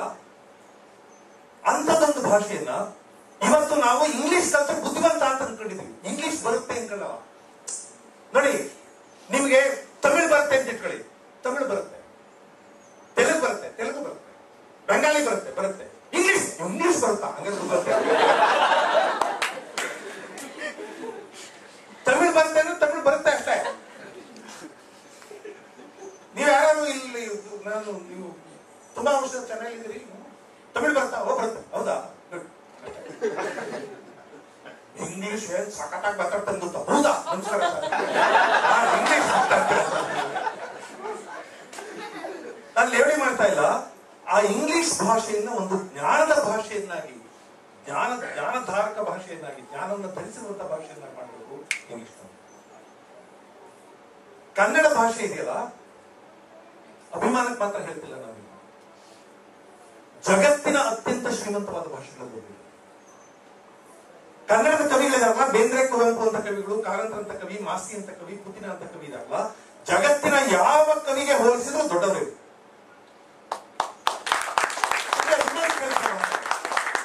ಜಗತ್ತಿನ ಯಾವ ಕವಿಗೆ ಹೋಲಿಸಿದ್ರು ದೊಡ್ಡವರು. ಇವರು ಇಂಗ್ಲಿಷ್ ಅಲ್ಲಿ ಬರಲಿಲ್ಲ ಅಷ್ಟೇ. ನಮ್ಮ ಪ್ರಭುಶಂಕರ್ ಅಂತ ನನ್ನ ಗುರುಗಳು, ಅವರು ಪುತಿನ ಅವ್ರಿಗೆ ಹೇಳ್ಕೊಂಡಿರುತ್ತೆ, ನಿಮ್ ಇಂಗ್ಲಿಷ್ ಎಷ್ಟು ಚೆನ್ನಾಗಿದೆ ಅಂದ್ರೆ ನರಸಿಂಹಾಚಾರ್ಯ ಕನ್ನಡದಲ್ಲಿ ಬರ್ದ್ ಹಾಳಾಗಿ ಹೋಗ್ರಿ. ತಮಾಷೆ ಮಾಡ್ತಾರೆ. ಪುತಿನ ಅಂತವರು, ಕುವೆಂಪು ಅಂತವರು ಇಂಗ್ಲಿಷ್ ನಲ್ಲಿ ಬರ್ತಿದ್ರೆ ಜಗದ್ವಿಖ್ಯಾತವಾದ ಕವಿಗಳಾಗ್ತಿತ್ತು. ಯಾಕೆಂದ್ರೆ ಇಂಗ್ಲಿಷ್ ಬಹಳ ಜನಕ್ಕೆ ಗೊತ್ತಿತ್ತು ಅಷ್ಟೇ. ಕನ್ನಡ ಭಾಷೆಯನ್ನ ಇವರು ಎಷ್ಟು ಅದ್ಭುತವಾಗಿ ಬಳಸಿದ್ದಾರೆ ಅಂದ್ರೆ ನಾವು ಯಾರಾದ್ರೂ ಹೆಮ್ಮೆ ಪಡುವಷ್ಟು ಚೆನ್ನಾಗಿ ಬಳಸ್ತಾರೆ. ಭಾಷೆಯನ್ನು ಬಳಸಿರೋದು ಮಾತ್ರ ಅಲ್ಲ, ಕನ್ನಡ ಭಾಷೆಗೆ ಒಂದು ಬಹಳ ದೊಡ್ಡ ತಾತ್ವಿಕತೆಯ ವಾಹಕ ಶಕ್ತಿಯನ್ನು ತುಂಬಿದ್ದಾರೆ. 10ನೇ ಶತಮಾನದಲ್ಲಿ ಪಂಪ ಮಹಾಭಾರತವನ್ನು ಕನ್ನಡದಲ್ಲಿ ಬರೆದ. ನಿಮ್ಗೆ ಗೊತ್ತಿರಲಿ, ಜಗತ್ತಿನ ಯಾವ ದೇಶವೂ ಮಹಾಭಾರತದಂತ ಅದ್ಭುತ ಕಾವ್ಯವನ್ನು ಸೃಷ್ಟಿ ಮಾಡಿಲ್ಲ. ಯಾವ ದೇಶವು, ಅದು ಭಾರತದಲ್ಲಿ ಮಾತ್ರ ಇದೆ. ಅಂಥದ್ದೊಂದು ದೊಡ್ಡ ಭಾರತವನ್ನ 1000 ವರ್ಷಗಳ ಹಿಂದೆ, 1100 ವರ್ಷಗಳ ಹಿಂದೆ ಪಂಪ ಕನ್ನಡದಲ್ಲಿ ಪ್ರವಹಿಸುವ ಹಾಗೆ ಮಾಡಿದ. ಅಂದ್ರೆ ಭಾಷೆಗೆ ಅಂಥದ್ದೊಂದು ದೊಡ್ಡ ಕಾವ್ಯವನ್ನು ಧರಿಸುವಂತ ಧಾರಣ ಶಕ್ತಿಯನ್ನು ತುಂಬ. ಅದು ಯಾಕೆ ಅಂದ್ರೆ ಭಾಷೆಗೆ ಅಂತದೊಂದು ತಾಕತ್ತಿತ್ತು, ಇಲ್ಲದೆ ಆಗ್ತಿರ್ಲಿಲ್ಲ. ನಿಮ್ಗೆ ಗೊತ್ತಿರಲಿ, ಜಗತ್ತಿನ ಎಷ್ಟೋ ಭಾಷೆಗಳಲ್ಲಿ ಗಾದೆಗಳಿಲ್ಲ, ಒಗಟುಗಳಿಲ್ಲ, ಕತೆ ಹೇಳಕ್ಕಾಗಲ್ಲ ಎಷ್ಟೋ ಭಾಷೆಗಳಲ್ಲಿ. ಹಾಡುಗಳಿಲ್ಲದೆ ಇರೋ ಭಾಷೆಗಳಿವೆ. ಪ್ರಪಂಚದಲ್ಲಿ ಹಾಡೇ ಇಲ್ಲ ಅನ್ನೋ ಭಾಷೆಗಳಿವೆ. ಬೈಗಳಾಗಿಲ್ಲ ಅನ್ನೋ ಭಾಷೆಗಳಿವೆ. ಅಷ್ಟಕ್ಕೆ ಇಂಗ್ಲಿಷ್ ಅಲ್ಲಿ ಎಷ್ಟು ಬೈಲ ಇರ್ತೀವಿ ಯೋಚನೆ ಮಾಡಿ. 1 ಗಂಟೆ ತಗೊಳ್ಳಿ 20 ನಿಂತೈತೆ, 20 ಹೇಳಕ್ಕಾಗಲ್ಲ. ಆದ್ರೆ ಕನ್ನಡದಲ್ಲಿ 5 ನಿಮಿಷ ಟೈಮ್ ಕೊಡಿ, 1,000 ಅದು ಅಸಭ್ಯ ಅಶ್ಲೀಲ ಅನ್ನೋದು ಬೇರೆ. ಆದ್ರೆ ಎಷ್ಟು ಬೈಗಳನ್ನು ಸೃಷ್ಟಿ ಮಾಡಿದ್ದಾರೆ ಕನ್ನಡ, ಎಷ್ಟು ಗಾದೆಗಳನ್ನು ಸೃಷ್ಟಿ ಮಾಡಿದ್ದಾರೆ ಅನಕ್ಷರಸ್ಥರು, ಎಷ್ಟು ಗಾದೆಗಳನ್ನು ಅಂದ್ರೆ ಭಾಷೆ ಯಾವ ಯಾವ ಯಾವ ಯಾವ ಮುಖದಲ್ಲಿ ಬೆಳೆದಿದೆ ಅಂತ. ಕತೆ ಹೇಳೋಕೊಂದು ಭಾಷೆ ಇದೆ ಕನ್ನಡದಲ್ಲಿ. ನಾನು ಮೊನ್ನೆ ಅದ್ಯಾವುದೋ ಟಿವಿ ಸಂದರ್ಶನದಲ್ಲಿ ಹೇಳಿದೆ, ಯಾರೋ ಒಬ್ಬ ಹಳ್ಳಿ ಹೆಂಗಸು ನಮ್ಮೂರಲ್ಲಿದ್ದವರು, ಬಹಳ ಬಡವೆ, ಗುಡ್ಸಲ್ಲಿ ವಾಸ ಮಾಡ್ತಿದ್ಲು, ತೆಪ್ಪೆ ಸೀರೆ ಉಟ್ಕೊತಿದ್ಲು, ಕೂಲಿ ಕೆಲಸಕ್ಕೆ ಹೋಗ್ತಿದ್ಲು. ಆದ್ರೆ ಆ ಕನ್ನಡ ಭಾಷೆ ವಿಷಯದಲ್ಲಿ ಎಂತ ಶ್ರೀಮಂತೆ ಅವಳು ಅಂದ್ರೆ, ಒಂದ್ ಕತೆ ಹೇಳ್ತಾಳೆ. ಒಂದ್ ದೊಡ್ಡ ಮದುವೆ ಆಯ್ತು ಅಂತ ಹೇಳ್ಬೇಕು ಅವಳು ಕಥೆನಲ್ಲಿ. ಬಹಳ ದೊಡ್ಡ ಮದುವೆ ಆಯ್ತು. ಆ ಮದುವೆ ಆಯ್ತು ಅನ್ನೋದನ್ನ ಎಷ್ಟು ವರ್ಣಮಯವಾಗಿ ಹೇಳ್ತಾಳೆ ಅಂದ್ರೆ, ಆಗ್ಲೇ ಈಗ ವಜ್ರಕುಮಾರ್ ಎಂಬ ಮಾಣಿಕ್ಯ ಮಂಜರಿಗೆ ಮದುವೆ ಆಯ್ತು ಅಂದ್ರೆ, ಮದುವೆ ಅಂದ್ರೆ ಅಂತಿಂತ ಮದುವೆ ಅಲ್ಲ. ಈ ಭೂಮಿ ಹಿಂದೆ ನಡೆದಿಲ್ಲ, ಮುಂದೆ ನಡೆಯುವುದಿಲ್ಲ, ಇವತ್ತು ನಡೀತಾ ಇಲ್ಲ ಅಂತ ಮದುವೆ. ಭೂಮಿನೇ ಹಸೆ ಮಾಡಿ ಆಕಾಶನೇ ಚಪ್ರ ಮಾಡಿ, ಉತ್ಪ್ರೇಕ್ಷ ಅಲಂಕಾರ ಅಂತ ನನ್ನಲ್ಲಿ. ಭೂಮಿನೇ ಹಸೆ ಮಾಡಿ ಆಕಾಶನೇ ಚಪ್ರ ಮಾಡಿ, ವಜ್ರದ ಒನಕೆಯಲ್ಲಿ ಭತ್ತ ಕುಟ್ಟಿ, ಪನ್ನೀರಲ್ಲಿ ಪಟ್ಟ ತಾರಿಸಿ, ಮನೆಗೆಲ್ಲ ಮುತ್ತಿನ ತೋರಣ ಕಟ್ಟಿಸಿ, ಮೂಲೆಗೆಲ್ಲ ಮಾಣಿಕ್ಯ ಗೊಂಡೆ ಕಟ್ಟಿಸಿ, ಬೀದಿಗೆಲ್ಲ ಬೆಳ್ಳಿ ನಡಬಡಿ ಹಾಸಿ, ಅಂಗಗಳಕ್ಕೆಲ್ಲ ಬಂಗಾರ ರಂಗೋಲಿ ಬಿಡಿಸಿ, ಆನೆ ಗಾತ್ರ ಅರ್ಶನ, ಕುದುರೆ ಗಾತ್ರ ಕುಂಕುಮ, ನಂದಿ ಗಾತ್ರ ಗಂಧ, ಲಕ್ಷಪಡಿ ಯಕ್ಷತೆ ತರಿಸಿ, ಬಂದವರು ಪಲ್ಲಕ್ಕಿ ಕಳಿಸಿ, ಬರ್ದೈದವರು ಕಾಗದ ಬರೆಸಿ, ಮುತ್ತೈದರ ಕೈಲಿ ಮುತ್ತನಾಟ್ಯ ಬೆಳೆಸಿ, ಸುಮಂಗಲಿಯರ ಕೈಲಿ ಸೋಬಾನೆ ಆಡಿಸಿ, ಮ್ಯಾಳದವ್ರ ಕೈಲಿ ನಾಟ್ಯ ನಾಡಿಸಿ, ಕನ್ಯರ ಕೈಲಿ ಕಳಸ ಕನ್ನಡಿ ಕೊಟ್ಟು, ದೇವಲೋಕದಿಂದ ಐರಾವತ ತಂದು ಮೆರವಣಿಗೆ ಮಾಡಿಸಿ, ನವರತ್ನದ ಹಸೆ ಮನೆ ಮೇಲೆ ಭೂಮ್ತಾಯಿ ಅಂತ ಹೆಣ್ಣು ಭೂಮತದ ಗಂಡು ನಿಲ್ಲಿಸಿ, ಕಾಮಧೇನು ಕರೆದು ಕ್ಷೀರ ತಂದು ಕೈದಾರೆ ಹೂದು, ಬಂಧು ಬಳಗಕ್ಕೆಲ್ಲ ಬೇಕಾದ ಹುಡುಗೆ ಉಳಿಸಿ, ತೊಡುಗೆ ತೊಡಿಸಿ, ಕೊಡುಗೆ ಕೊಡಿಸಿ, ಇಡೀ ಭೂಲೋಕವೆಲ್ಲ ಬಾಯಿ ಮೇಲೆ ಬೆಳೆದಿಟ್ಕೊಳ್ಳೋಂಗೆ ಅಂತ ಮದುವೆ ಮಾಡಿ. ಇದು ಒಬ್ಬ ಅನಕ್ಷರಸ್ಥ ಬಾಯಿ ಬರೋ ಕನ್ನಡ ಇದು. ಎಂತ ಅದ್ಭುತವಾಗಿ ಕನ್ನಡ ಬಳಸಲ್ಲ ತಾಯಿ. ಹರಹರ ಸಿರಿಸುವ ಗುರುವೇ ಗುರುಪಾದ ನಮ್ಮಪ್ಪಾಜಿ ಮಾಯ್ಕಾರ, ಗಂಡುಲಿಗೆ ಗಂಡ ಹಿಂಡುಲಿಗೆ ಮನೆಗಾರ ಪುಂಡುಗಾರ ಇರುತ್ತವನಿ, ಭಕ್ತಿ ಭಾವದ ಗಂಡ ಬಾಳ ರೋಚನದೆಯ ಏಳಮಲೆ ಎತ್ತಯ್ಯ, ಗಂಡುಗಾಳಿ ಗುಂಡಿಗೆ ಸೀಳಿ, ಹಿಂಡುಗಾಳಿ ಸಿರ ಚೆಂಡಾಡಿದಂತ ನಮ್ಮಪ್ಪನ ಮನೆ ದೇವರೇ, ನಿನ್ನ ಪಾದಕ್ಕೆ ಶರಣಾರ್ಥಿ. 6 ಮಲೆ, ಜೇನುಮಲೆ, ಗುಂಜುಮಲೆ, ಗುರುಗುಂಜುಮಲೆ, 77 ಮಲೆಯಲ್ಲಿ ತಪ್ಪದಿನಾಂಕಿ ಬಂದಾಡು ನಮ್ಮಪ್ಪಾಜಿ ಮುದ್ದು ಮಾದೇವ. 6 ಮಲೆ ಹಾಸ್ಕೊಂಡು, ಜೇನುಮಲೆ ಹೊತ್ಕೊಂಡು, 77 ಮಲೆಯನ್ನು ಸುಳ್ಳಿಸುತ್ತಿದ್ದ ನಿಮ್ಮನಾಗಿ ಮಾಡಿಕೊಂಡು ಮಲೆಗೆ ನಮ್ಮಪ್ಪಾಜಿ ಮುದ್ದು ಮಾದೇವ, ನಿನ್ನ ಪಾದಕ್ಕೆ ಶರಣಾರ್ಥಿ. ಹಿಂಗ ಆಡೋನು ಎಪ್ಪಟ್ಟು. ಯಾವ ಕಾಲೇಜ್ ಹೋಗಿಲ್ಲ, ಯಾವ ಡಿಗ್ರಿ ಗೊತ್ತಿಲ್ಲ ಅವ್ನು ಎಪ್ಪಟ್ಟು. ನಾವು ಮಾತ್ಗಾತಿ ನೀನ್ ಮನೆ ಬೇಯ್ತು ಅಂದ್ರೆ ಬೇಲಿ ಬಿಡು, ಹರ್ಕೊಂಡ್ ಬೇಲಿ, ಉರ್ಕೊಂಡ್ ಬೇಲಿ, ಮೊರ್ಕೊಂಡ್ ಬೇಲಿ, ನಿಂತ್ ಬೇಲಿ, ನಿಧಾನಕ್ ಬೇಲಿ, ಕುಂತ್ ಬೇಲಿ, ಕುಪ್ಪಳಿಸ್ಕೊಂಡ್ ಬೇಲಿ, ಮಾತೊಂದು ಇದ್ದಾದ್ರೆ ಮರುಸ್ಥಳದಲ್ಲಿ ಅಡುಗೆ ಮಾಡ್ಕೊಂಡು ಅನ್ನ ತಿನ್ಬೋದು, ಬೇಲಿ ಬಿಡುವುದಂತೆ ಎಂದಂತವಳು ಯಾರು ಮಾತುಗಾತಿ. ಹಂಗಂತ ಗಾದೆ ಹೇಳ್ದವಳು ನಮ್ಮೂರಲ್ಲಿ ಯಾವಳ ತಲೆ ಮಾಸಿ ದೊಡ್ಡ ಯೂನಿವರ್ಸಿಟಿಗೆ ಹೋಗಿಲ್ಲ. ಅವರು ಏನ್ ಮಾತಾಡ್ತಾರೆ, ಒಂದ್ ಒಗಟಿದೆ ಕನ್ನಡದಲ್ಲಿ. ಉತ್ತರ ಮುಂಚೆ ಹೇಳ್ಬಿಡ್ತೀನಿ. ಈರುಳ್ಳಿ ಅನ್ನೋದಕ್ಕೆ ಒಗಟು. ಉರಿಲಿಂಗ ದೇವರು ಬರೀ ನೆಲದೊಳಗೆ 3 ತಿಂಗಳು ಮುದ್ರಕೊಂಡು ಕೂತಿದ್ರಂತೆ. ಈರುಳ್ಳಿ 3 ತಿಂಗಳು ಬೆಳೆ ನೆಲದೊಳಗೆ ಇರುತ್ತೆ. ಉರಿಲಿಂಗ ದೇವರು ಕಡಿದ್ರೆ ಖಾರ ಲಿಂಗಾಕಾರವಾಗಿರುತ್ತೆ. ಅದಕ್ಕೆ ಉರಿಲಿಂಗ ದೇವರು ಬರೀ ನೆಲದೊಳಗೆ 3 ತಿಂಗಳು ಮುದ್ರಕೊಂಡು ಕೂತಿದ್ರಂತೆ. ನಮ್ಮ ಸಿದ್ಲಿಂಗಪ್ಪನವ್ರು ಗುದ್ಲಿ ತಗೊಂಡೋಗಿ ಎದ್ಬಂದಿ ಗುರುವೆ ಅಂತ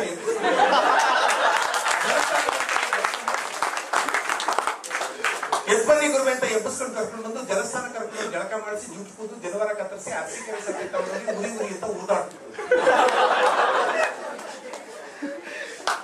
ಒಂದು ಈರುಳ್ಳಿ ಅನ್ನೋದನ್ನ ಎಷ್ಟು ದೂರ ಎಳಿತಾ ನೋಡಿ.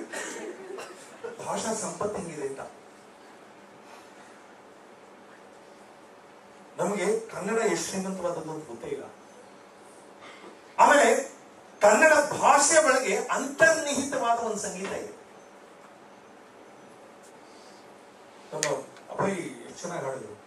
ಕರುಣಿಸೋ ರಂಗ ಕರುಣಿಸೋ, ಕರುಣಿಸೋ ಕೃಷ್ಣ ಕರುಣಿಸೋ, ಹಗಲು ಇರುಳು ನಿನ್ನ, ಹಗಲು ಇರುಳು ನಿನ್ನ ಸ್ಮರಣೆ ಮರೆಯದಂತೆ ಕರುಣಿಸೋ ರಂಗ ಕರುಣಿಸೋ. ಅಲ್ಲಿರುವ ಶಬ್ದಗಳ ಬಳಕೆ ಹೇಗಿದೆ ಅಂದ್ರೆ, ಕರುಣಿಸೋ, ಸೋ ಓ ಅನ್ನೋದಿದೆಯಲ್ಲ, ಅದು ಆರ್ತನಾದವನ್ನು ಹೇಳುತ್ತೆ. ಕರುಣಿಸು ಅಲ್ಲ, ಕರುಣಿಸೋ ಓ ಅಂತಾಗಲ್ಲ. ಭಾಷೆ ಒಳಗೆ ಅಂತರ್ನಿಹಿತವಾದ ಸೌಂದರ್ಯ ಅದು.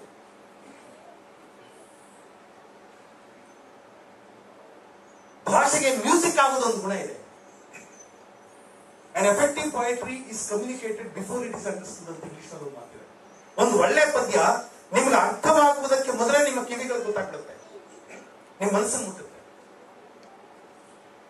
ಕಳದುಶ್ಯಾಸನ ಕೃಷ್ಣಲೋಹಿತ ಜಲಾಶ್ಲಿಷ್ಟಂ ಕುರುಪ್ರೋದ್ಭವ ಪ್ರಳಯಜ್ವಾಲಿ ಸುಯೋಧನವರು ಮಕುಟೋದ್ಘಟ್ಟ ಪ್ರತಿಜಾಕ್ಷರಾವಳಿ ವಿನ್ಯಸ್ತ ವಿಶಾಲ ನಿಶ್ಚಲ ಶಿಲಾಸ್ತಂಭವು ಕುರುಕ್ಷೇತ್ರದೋಡು ಪ್ರಳಯೋಕ್ರಾಂತಕನಂತ ಗುರುವನ್ನು ಒಳಗೊಂಡಿದ್ದ ಮಿಡಿಂಗ್ ಬಾಲ್ತಕಂ. ಪಂಪಂದೊಂದು ಪದ್ಯ ಅರ್ಥ ಆಯ್ತಾ ಯಾರಿಗಾದ್ರು? ಆದ್ರೆ ಇದನ್ನ ಹೇಳ್ತಾ ಇರೋನು ಯಾವನೋ ಭೀಮ ದುರ್ಯೋಧನ ಅಂತ ಪಾತ್ರಗಳು ಅಂತ ಗೊತ್ತಾಗುತ್ತಲ್ಲ. ಅಂದ್ರೆ ಭಾಷೆಯಲ್ಲಿಯೇ ಅವನು ಗ ದ ಜ ಬ ಡ ಈ ಶಬ್ದಗಳನ್ನು ಬಳಸಿದ್ರೆ ಶಬ್ದಗಳು ಘೋಷವಾಗ್ತವೆ. ಕನ್ನಡದ ಒಳಗೆ ಆ ಥರದೊಂದು ಸೌಂದರ್ಯ ಇದೆ. ಯ ಮ ನ ಸ ಲ ಈ ಶಬ್ದಗಳನ್ನು ಬಳಸಿದ್ರೆ ಭಾಷೆ ಮೃದುವಾಗುತ್ತೆ.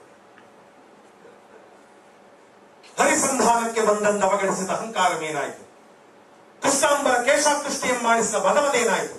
ಕೌಂತೆಯರ ಮಚ್ಚರದೊಳು ಕಾಂತಾರದೊಳು ತಿರ್ರನೆ ತಿರುಪಿದ ಸ್ವರ್ಗೀಗಳೇನಾದುದೆಂದು ಕುರುವಂಶಾದೇಶನ ಮೂದಲಿಸದಂತ ಅತಟಂ ಭೀಮನ್ ಉದ್ಧಾಮ ಭೀಮನ್ ರನ್ನನ ಪದ್ಯ. ಅರ್ಥ ಆಗಲ್ಲ, ಆದ್ರೆ ಮಾತಾಡೋದೊಂದು ಭೀಮ ದುರ್ಯೋಧನ ಉರಿ ಬರ್ಸ. ಆದ್ರಿಂದ ಅವನು ಉರಿ ಬರ್ಸಕ್ ಮಾತಾಡೋದಾದ್ಮೇಲೆ ಭಾಷೆನ ಹರಿಸಂಧಾನಕ್ಕೆ ಬಂದಂತ ಅವಗಣಿಸಿದ ಅಹಂಕಾರವೇನಾಯಿತು? ಕೃಷ್ಣಾಂಬರ ಕೇಶಾಕೃಷ್ಟಿಯನ್ನು ಮಾಡಿಸಿದ ಮದವದೇನಾಯಿತು? ಕೌಂತೆಯರ ಮಚ್ಚರದೊಳು ಕಾಂತಾರದೊಳು ತಿರ್ರನೆ ತಿರುಪಿದ ಸ್ವರ್ಗೀಗಳೇನಾದ್ರು. ಭಾಷೆ ಹೆಂಗ್ ಬಳಸ್ತಾರೆ ಕನ್ನಡದೊಳಗೆ ಇದೊಂದು ಪ್ರಿವಿಲೇಜ್ ಇದೆ. ಅಳಿಯ ಹೆಜ್ಜೆ ನಡುಗೆ ಗೆಜ್ಜೆ ಇಡುತ್ತ ಸುಗ್ಗಿ ಬರುತ್ತಿದೆ, ಸುಗ್ಗಿ ಬರೆ ಹಿಗ್ಗಿ ತಿರೆ ಸಗ್ಗ ಸುಖವ ತರುತ್ತಿದೆ, ಕಣಿವೆ ಇಳಿದು ತೆಮರ ನೇರಿ ಹೊಸತು ಜೀವ ಕಳೆಯ ಬೀರಿ ತರುಗಳಲ್ಲಿ ತಳಿರ ಹೇರಿ ಸುಗ್ಗಿ ಮೂಡುತ್ತಿರುವುದು, ಬನದ ಬಿನದ ದಿನಿದು ನಿನದ ಮನದೊಳಾಡುತ್ತಿರುವುದು, ಬನದ ಬಿನದ ದಿನಿದು ನಿನದ ಮನದೊಳಾಡುತ್ತಿರುವುದು. ಅಂದ್ರೆ ಡಾನ್ಸ್ ಮಾಡ್ತಾ ಇದ್ದೀವಿ. ಅದು ಪುಟ್ಟ ಪುಟ್ಟ ಹೆಜ್ಜೆಯಲ್ಲಿ ಡಾನ್ಸ್ ಮಾಡೋದನ್ನ ಎನಾಕ್ಟ್ ಮಾಡುತ್ತೆ ಭಾಷೆ. ಬನದ ಬಿನದ ದಿನಿದು ನಿನದ ಮನದೊಳಾಡುತ್ತಿರುವುದು. ಲಾ ಅನ್ನೋದನ್ನ ಬಿಟ್ರೆ ದೀರ್ಘಾಕ್ಷರ ಇಲ್ಲ ಅಲ್ಲಿ. ಕವಿಗೆ ಕನ್ನಡ ಎಷ್ಟು ಚೆನ್ನಾಗಿ ಗೊತ್ತು ಅಂದ್ರೆ ಬರೀ ರಸ್ವಾಕ್ಷರಗಳನ್ನು ಬಳಸಿದ್ರೆ ಭಾಷೆಯ ಲಯ ಕ್ಷಿಪ್ರವಾಗುತ್ತೆ ಅಂತ ಗೊತ್ತು. ಕುಣಿಯೋಣ ಬಾರ ಕುಣಿಯೋಣ ಬಾ, ತಾಳಕ ತಂತ್ಯಕ ರಾಗದ ಚಿಂತಕ ಹೆಜ್ಜಾಕ ಗೆಜ್ಜಾಕ ಕುಣಿಯೋಣ ಬಾ, ಕುಣುಕಿಸಿ ಕೈ ಕೈ ಮಲಕಿಸಿ ಮೈ ಮೈ ತಕ ತೈ ತೈ ಕುಣಿಯೋಣ ಬಾ, ಅಕ್ಷರ ಸಾಗರದ ಆನಂದದಾಗರ ತೆರೆ ತೆರೆ ತೆರೆದ ಕುಣಿಯೋಣ ಬಾ, 14 ಲೋಕಕ್ಕೆ ಚಿಮ್ಮಲಿ ಈ ಸುಖ ಹಿಗ್ಗಲಿ ಸಿರಿಮುಖ ಕುಣಿಯೋಣ ಬಾ. ಬೇರೆ ಪದ್ಯ. ತುಂ ತುಂ ತುಂ ತುಂ ತುಂ ತುಂ ತುಂ ತುಂ ತುಂಬಿ ಬಂದಿತ್ತ ತಂಗಿ ತುಂಬಿ ಬಂದಿತ್ತ, ಬೆಳಗಿನ ಹಂಗ ಬೆಳ್ಳಗಿತ್ತ ಗಾಳಿ ಹಂಗ ತೆಳ್ಳಗಿತ್ತ, ಜಡಿ ನಿಳಿದ ಗಂಗಿ ಹಂಗ ಚಂಗನೆ ನೆಗೆದಿತ್ತ ತಂಗಿ ತುಂಬಿ ಬಂದಿತ್ತ, ಹಾವಿನಂಗ ಕಪ್ಪಗಿತ್ತ ಸಾವಿನಂಗ ತೆಪ್ಪಗಿತ್ತ, ಹೊದ್ದು ಬಂದು ಹಾವಿನ ಮೇಲೆ ಎರಗಿದಂಗಿತ್ತ ತಂಗಿ ತುಂಬಿ ಬಂದಿತ್ತ. ಏನಾಕ್ಟ್ ಮಾಡ್ತಿರ್ಲಿ ಬನ್ನಿ. ಇದನ್ನ ಎಲ್ಲಿಯೋ ಹಾಡದಂತೆ ಬೇಂದ್ರೆ ಯಾರೋ ನಿಂತ್ಕೊಂಡು ಕೇಳಿದ್ರಂತೆ, ಬೇಂದ್ರೆ ಅವರೇ ಕನ್ನಡದಾಗ ಏನ್ ಚಲೋ ಪದ್ಯ ಬರೀತಿರ್ರಿ ನೀವು? ಬೇಂದ್ರೆ ಹೇಳಿದ್ರಂತೆ, ಕನ್ನಡದಾಗ ನಾನು ಚಲೋ ಪದ್ಯ ಬರೆಯೋದಿಲ್ಲ ತಮ್ಮ, ಪದ್ಯ ಬರೆಯಕ ಕನ್ನಡ ನಾನು ಚಲೋ ಅಂತ. ಕನ್ನಡಕ್ಕೆ ಆ ಥರದೊಂದು ನಾನು ಹೇಳಿದ ಧಾರಣ ಶಕ್ತಿ ಅಂತಾರೆ. ಅದನ್ನ ಧರಿಸುವ ಶಕ್ತಿ ಇಲ್ಲದೆ ಇದ್ರೆ ಪದ್ಯ ಬರೆಯಕ್ಕಾಗಲ್ಲ. ಹರಿಹರ ಅಂತ ಒಬ್ಬ ಕವಿ ಶಿವಕುಣದ ಅಂತ ಒಂದು ಪದ್ಯ ಬರೀತಾರೆ. ಶಿವಕುಣದ ಅಂತ ಒಂದು ರಗಳೆ. ವಿಶೇಷ ಏನು ಅಂದ್ರೆ ಆ ರಗಳೆಯ ಹೆಸರು ಛಂದಸ್ನಲ್ಲಿ ಮಂದಾನಿಲ ರಗಳೆ ಅಂತ. ಮಂದಾನಿಲ ರಗಳೆ ಅಂದ್ರೆ ನಿಧಾನವಾಗಿ ಗಾಳಿ ಬೀಸೋ ರಗಳೆ, ನಿಧಾನವಾದ ಹರಿವು ಅದರದ್ದು. ಆದ್ರೆ ಮಂದಾನಿಲ ರಗಳೆ ಒಳಗೆ ಅವನು ಪ್ರಯೋಗ ಮಾಡ್ತಾನೆ, ತುಂಬಾ ಫಾಸ್ಟ್ ಆಗಿ ಪದ್ಯ ಬರೀತಾನೆ. ಅಲ್ಲಿ ಕೂಡ ಜಾಸ್ತಿ ದೀರ್ಘಾಕ್ಷರಗಳನ್ನು ಉಪಯೋಗಿಸಲ್ಲ. ಶಿವಕುಣದ ಹೆಂಗ್ ಕುಣದ ನಿಮ್ಗೆ ಪದ್ಯ ಅರ್ಥ ಆಗದೆ ಇರ್ಬೋದು, ಆದ್ರೆ ಯಾರೋ ಕುಣಿತಾ ಇದ್ದಾರೆ ಅಂತ ಗೊತ್ತಾಗುತ್ತೆ. ದಶಭುಜವಂ ದಿಕ್ತಟಕಂ ಪಸರಿಸಿ ಯಶವ ಕರಂಗಳ ನೆತ್ತಲ್ ನೇಮಿಸಿ ಒಂದು ಪದಂಪ ತಾಳವನ್ನೊತ್ತಲ್ ಒಂದು ಪದಂ ಬ್ರಹ್ಮಾಂಡವನೆತ್ತಲ್, ಜಡೆಗಳು ಬೆಂಬಳಿ ಬಿಡಿದಾಡುತ್ತಿರೆ ಮುಡಿಯೊಳು ಸುರನದಿ ತುಳುಕಾಡುತ್ತಿರೆ ಕಡುಚಲ್ ಬಳಕಂ ಕುಣಿದಾಡುತ್ತಿರೆ ವಿಸುಗುವ ಢಮರುಗ ಢಂಡನ್ ಢಲನೆ ತಿಸುಳದಿ ಹರಿಯುವ ತಾಳಂತಿರನೆ ತಿರುಗುತ್ತಿರೆ ಹೇಗಲಿ ಎಳೆಯತ್ತಲ್ ಕರಿಯ ತುಳದ ಭವಂಜೋ ಹರಿಸಲ್ ಸರಸಿಜ ಭವನ ಶಿರಂಬು ಬಿಡುತ್ತಿರೆ ಸುರರ ಶಿರೋಮಾಲೆಗೆ ಉಳುಗುತ್ತಿರೆ ಪೊಂಗೆಜ್ಜೆಗಳ ರವಂ ಗುಳುಗುಳು ಗುರುಕಿನೆ ತೊಂಗಲ ಗಂಟೆ ಡನಂ ಡನೆ ಆಡಿದ ನಾಡಿದ ನಾಡಿದ ನಾಡಿದ ಆಡಿದ ನಾಡಿದ ಆಹಾ ಶಂಕರ ಆಡಿದ ನಾಗುಂಡನ ಮುನೀಶ್ವರ.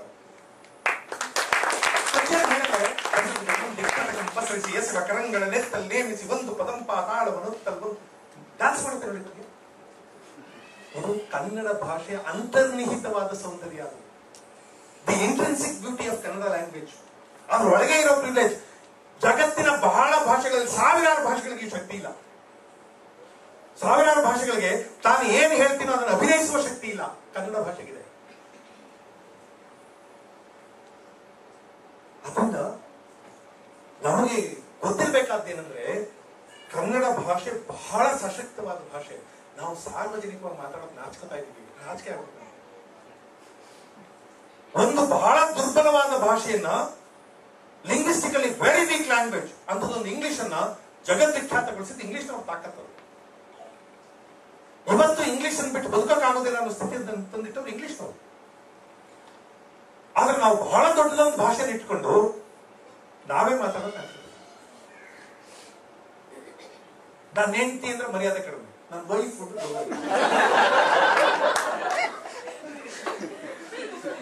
ನನ್ನ ಗಂಡ ಮನೆಗೆ ಬರ್ತಾರೆ ಮರ್ಯಾದೆ ಕಡಿಮೆ, ನನ್ನ ಹಸ್ಬೆಂಡ್ ಮನೆಗೆ ಬರ್ತಾರೆ.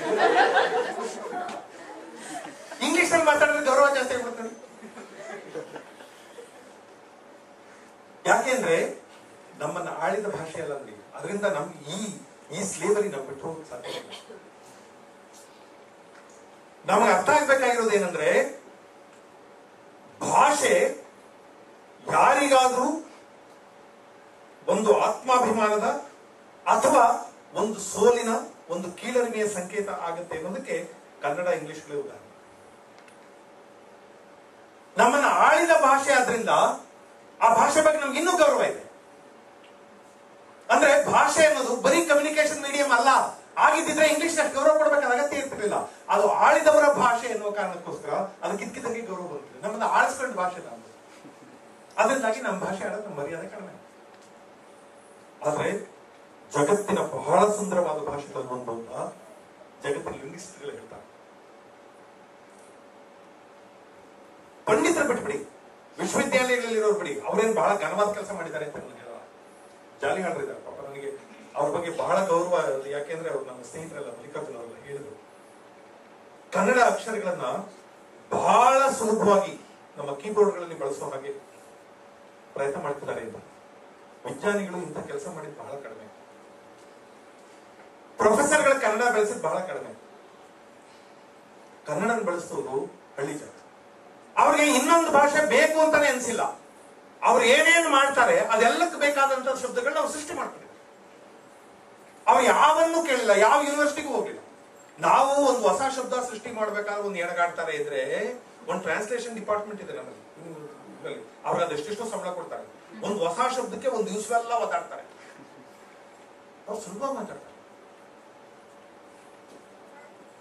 ಕನ್ನಡ ಆಡು ಭಾಷೆಯಲ್ಲಿ ಎಷ್ಟು ಶ್ರೀಮಂತವಾದ ಭಾಷೆ ಅನ್ನೋದಕ್ಕೆ ನಾನು ಉದಾಹರಣೆ ಹೇಳ್ತೀನಿ.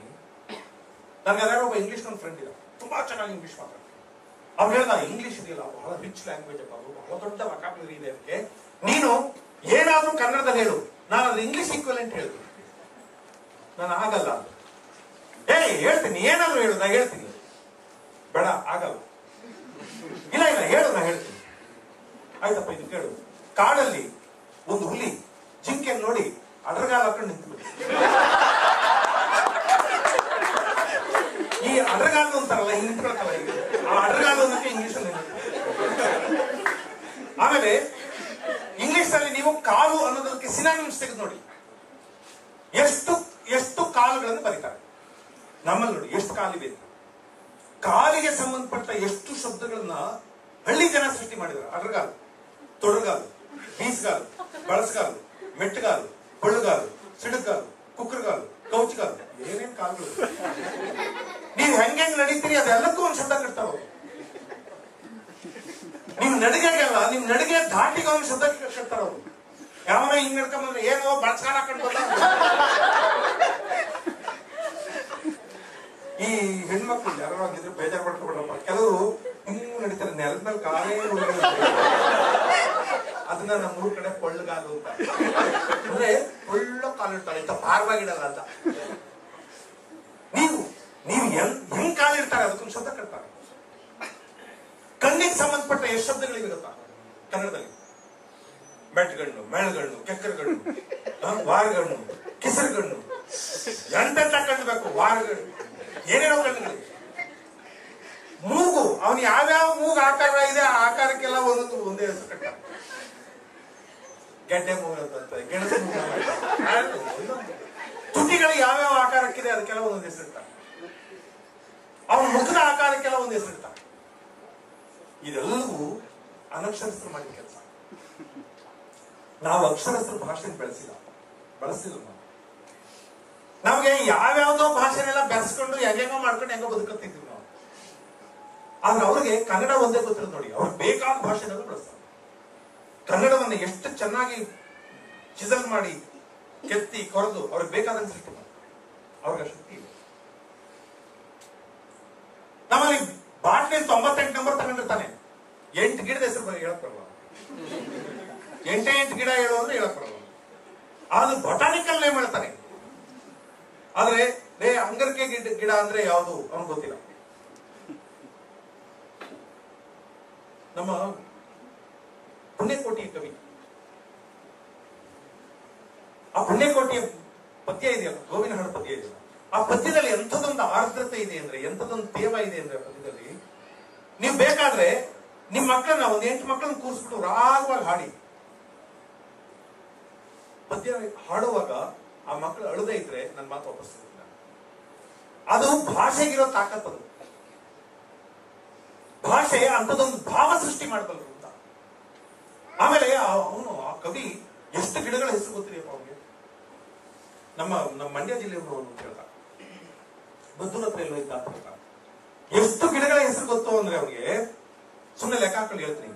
ಎಕ್ಕೆ, ಎಲಚಿ, ಲಕ್ಕಿ ಗಿಡಗಳು, ಸೊಕ್ಕಿ ಬೆಳೆವ ಸೀಗೆ ಗಿಡಗಳು, ಉಕ್ಕಿ ಬೆಳೆವ ನೆಲ್ಲಿ ಗಿಡಗಳು, ತಕ್ಕೈಸಿತಾರಣ್ಯದಿ, ನಾಗಸಂಪಿಗೆ, ಮಾವುನೇರಳೆ, ತ್ಯಾಗ, ಚನ್ನಂಗಿ, ಬನ್ನಿ, ಪಾದರಿ, ಬಾಗೆ, ತಿಂತಿಣಿ, ಮತ್ತೆ ಬಿಲ್ಲುವು, ತಾಗಿ ಮೆರೆದುವರಣ್ಯದಿ, ಆಲ, ಅರಳಿಯು, ಅತ್ತಿ, ಕಿತ್ತಳೆ, ಜಾಲತತಿಗಳು, ಅಗಿಲು, ಶ್ರೀಗಂಧ, ಬ್ಯಾಲ, ಭೂತಳೆ, ಬಿದಿರು, ಬೂರಗ, ಸಾಲು ಹೊರದಳು ಒಪ್ಪುದು, ತೊಂಡೆ ತೊಟ್ಟಿಯು, ಸೊಂಡೆ ಗಿಡಗಳು, ಭೂಮಂಡಲಗಳು, ಬೆಳೆವ ತುಳಸಿ, ಉಂದು ಸಂತಸ, ಗುಂಬ ನೇರಳೆ, ತಂಡದಿ ಮೆರೆದವು, ಆಡು ಸೋಗೆಯು, ಕಾಡು ನುಗ್ಗೆಯು, ಇಡುಯಿಂದಲೂ, ಬೆಳೆ ಒತ್ತಕ್ಕಿಯು, ನೋಡಲು, ತೆಂಗಿನಾಮರ ಕೂಡಿ ಬೆಳೆದವರಣ್ಯದಿ, ಮಲ್ಲೆ ಮಲ್ಲಿಗೆ, ಮುಗುಳು ಸಂಪಿಗೆ, ಚೆಲ್ವ ಜಾಜಿಯು, ಸುರಗಿ, ಸುರವನ್ನ ಎಲ್ಲಿ ನೋಡಲು, ದವನ ಅಲ್ಲಿ ಮೆರೆದವರಣ್ಯದಿ, ನಿಂಬೆ ನೇರಳೆ, ಹಲಸು ಬೇಲವು, ಅಂಬರಕ್ಕೆ ಹರಿವ ಅಡಕೆಯು, ತುಂಬಿ ತುಳುಕುವ ತೆಂಗಿನಾಮರ ಸಂಭ್ರಮದೊಳಗಿತ್ತು. ಎಷ್ಟು ಮರ ಗಿಡ